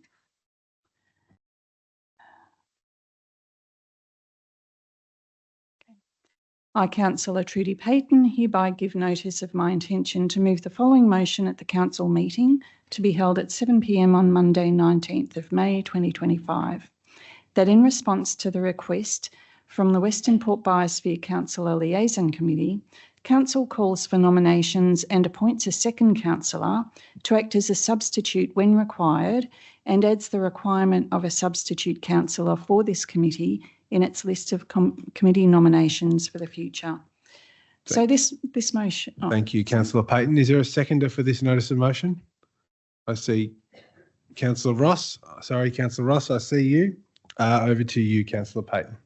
Thank you. So the impetus of this motion is because the terms of reference of the Councillor Liaison Committee require 2 delegates, and we currently only have 1. I'll give you a quick overview of the role. The Western Port Biosphere Foundation aims to create a sustainable future for Western Port by working with the community on environmental, social and economic aspects. They achieve this through various initiatives, including research, education and conservation efforts. Cardinia is one of 4 local councils that interface the Bay and Wetlands, and has supported the foundation with annual funding and membership on the Council Liaison Committee. Under the terms of reference for the committee, and its purpose is stated as being to provide a forum for open communication between the foundation and the member councils. As a member on the committee, councillors will contribute to the strategic direction of the Biosphere Foundation, provide a sounding board for ideas and actions relating to research, education and fundraising, and engage in discussions to develop and promote initiatives to progress the delivery of the strategic plan. The council meets quarterly, plus 2 project-based meetings per year, and Simon King is Cardinia's officer appointed to liaise with the committee. I thank Councillor Ross for his interest and support when I was unable to attend the recent Biosphere CLC meeting, and now call for nominations for that extra role. Thank you. Thank you. So just to be clear, Councillor Ross, do you accept Councillor Payton's nomination as a substitute councillor for that position when speaking to tonight's item? Yes, I do. Thank you, Mayor. Thank you. So you're welcome now to contribute as seconder, and then I think the way we'll do this is that once all councillors have spoken, we'll call for a vote regarding Councillor Ross's nomination as the second councillor or substitute councillor on this committee. Happy with that, governance team? Councillor Ross, over to you. I must say I'll reserve my right. I didn't intend to second, knowing that I was going to be the first speaker seconding the nomination. But what I will say is it's a really good position to support Councillor Trudy Payton in this area. And I'll put my hand up. Thank you, Mayor. Thank you. Are there any other speakers to this one? Councillor Nicol? Thank you, Mayor. I'm really pleased that we're actually going to have a two councillor presence at this particular group.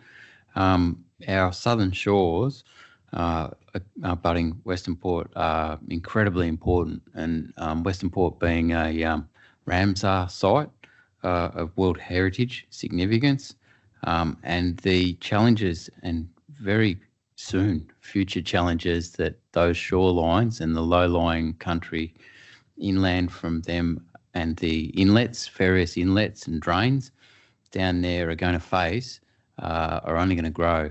So it's very important strategically that council is heavily invested in that, and the sort of work that the Biosphere Foundation promotes and is doing, things such as mangrove reintroduction, as ways of buffering against storm and erosion effects. All these sorts of things will come up, and however council can contribute to that will only benefit the residents living nearby. So it's terrific, and thank you both for offering your time. Thank you, Councillor Nicol. Are there any other speakers to this item? I'll go back to Councillor Payton to sum us up. Thank you. Just checking with governance, were we actually asking if anybody else wanted to nominate? No, so at the moment we only have Councillor Ross as a nominated person, and then we'll put that to a vote at the end of this discussion. All right, thank you. So I have nothing further to add to the motion. Thank you. So we'll put Councillor Payton's notice of motion up for a vote, which will include Councillor Ross as the substitute when required. We'll also add the requirement of a substitute councillor for this committee in its list of committee nominations. So is everyone clear about what we're voting on here? Fantastic. All right, all those in favour? Against? I declare that carried. Thank you, councillors, for working through that with me. It's slightly complicated, but we got there. Urgent business. There are no items of urgent business and no councillor questions. I'm going to defer the mayoral minute until after the in-camera items. So now we have to go into some confidential business. So I'm going to ask the gallery to leave, but you are, if you would like to, you're able to stay in the foyer section and return when the meeting reopens. We'll have some news to update you with at the end of confidential business. You don't have to stay, noting the late hour. But now I'm going to seek a mover and a seconder to adjourn for a few minutes to allow the gallery to depart, and primarily to move in camera for the next part of the meeting to allow us to consider confidential business. So the recommendation here is that council, pursuant to section 66(5)(a) and (b) of the Local Government Act 2020, close the council meeting to the public to consider the following confidential information. I have to read this out, sorry. Agenda item 14.1, Cardinia Youth Hub, is designated confidential on the grounds that it relates to section 3(1)(e), legal privileged information, being information to which legal professional privilege or client legal privilege applies. Agenda item 14.2, contract variation C2000511, management and operation of Deep Creek Reserve and Golf Course, is designated confidential on the grounds that it relates to section 3(1)(g), private commercial information, being information provided by a business, commercial or financial undertaking that 1 relates to trade secrets, or 2, if released, would unreasonably expose the business, commercial or financial undertaking to disadvantage. And finally, agenda item 14.3, appointment of interim chief executive officer is designated confidential on the grounds that it relates to section 3(1)(f), personal information being information which, if released, would result in the unreasonable disclosure of information about any person or their personal affairs. All right, we got there. Do I have a mover to go in camera? Councillor Pomeroy. Seconder, Councillor Payton. All those in favour? Against? I declare that carried. So we are now adjourned for 2 minutes while we say goodbye to the last of our gallery before we proceed with our confidential business. Okay, so we've had a motion to come back into an open session of council, and thanks to those members of the gallery for sticking around with us. I'm very pleased to announce the appointment of Peter Benezik as Interim Chief Executive Officer to lead council over the next 6 months. Congratulations, Peter. Peter will step into the role from the 5th of June 2025, bringing 27 years of experience in senior roles across a number of council service areas, along with 39 years in the local government sector more broadly. Peter brings evidently a wealth of experience to the role, including 6 years as Cardinia Shire's General Manager of Infrastructure and Environment, exceptional relationship building and critical thinking skills, and a proven track record in leading people and delivering against adopted budgets, plans and policies. Peter was appointed through a formal recruitment process in recognition of the strong leadership capability that exists within the organisation. I also want to take this opportunity to sincerely thank our outgoing CEO, and that's a little bit hard to say, our outgoing CEO, Carol Jeffs, for her leadership, strategic advocacy, foresight and commitment to community while leading the Cardinia Shire Council organisation over the past 6.5 years. Carol has been an outstanding CEO who has displayed exemplary leadership and commitment to this organisation and to our wonderful Cardinia Shire community. Thanks to Carol and her passion for developing people, we're lucky to have a great depth of leadership across our organisation, and I'm very confident in our ability to continue to deliver great outcomes for the Shire whilst the permanent recruitment process continues.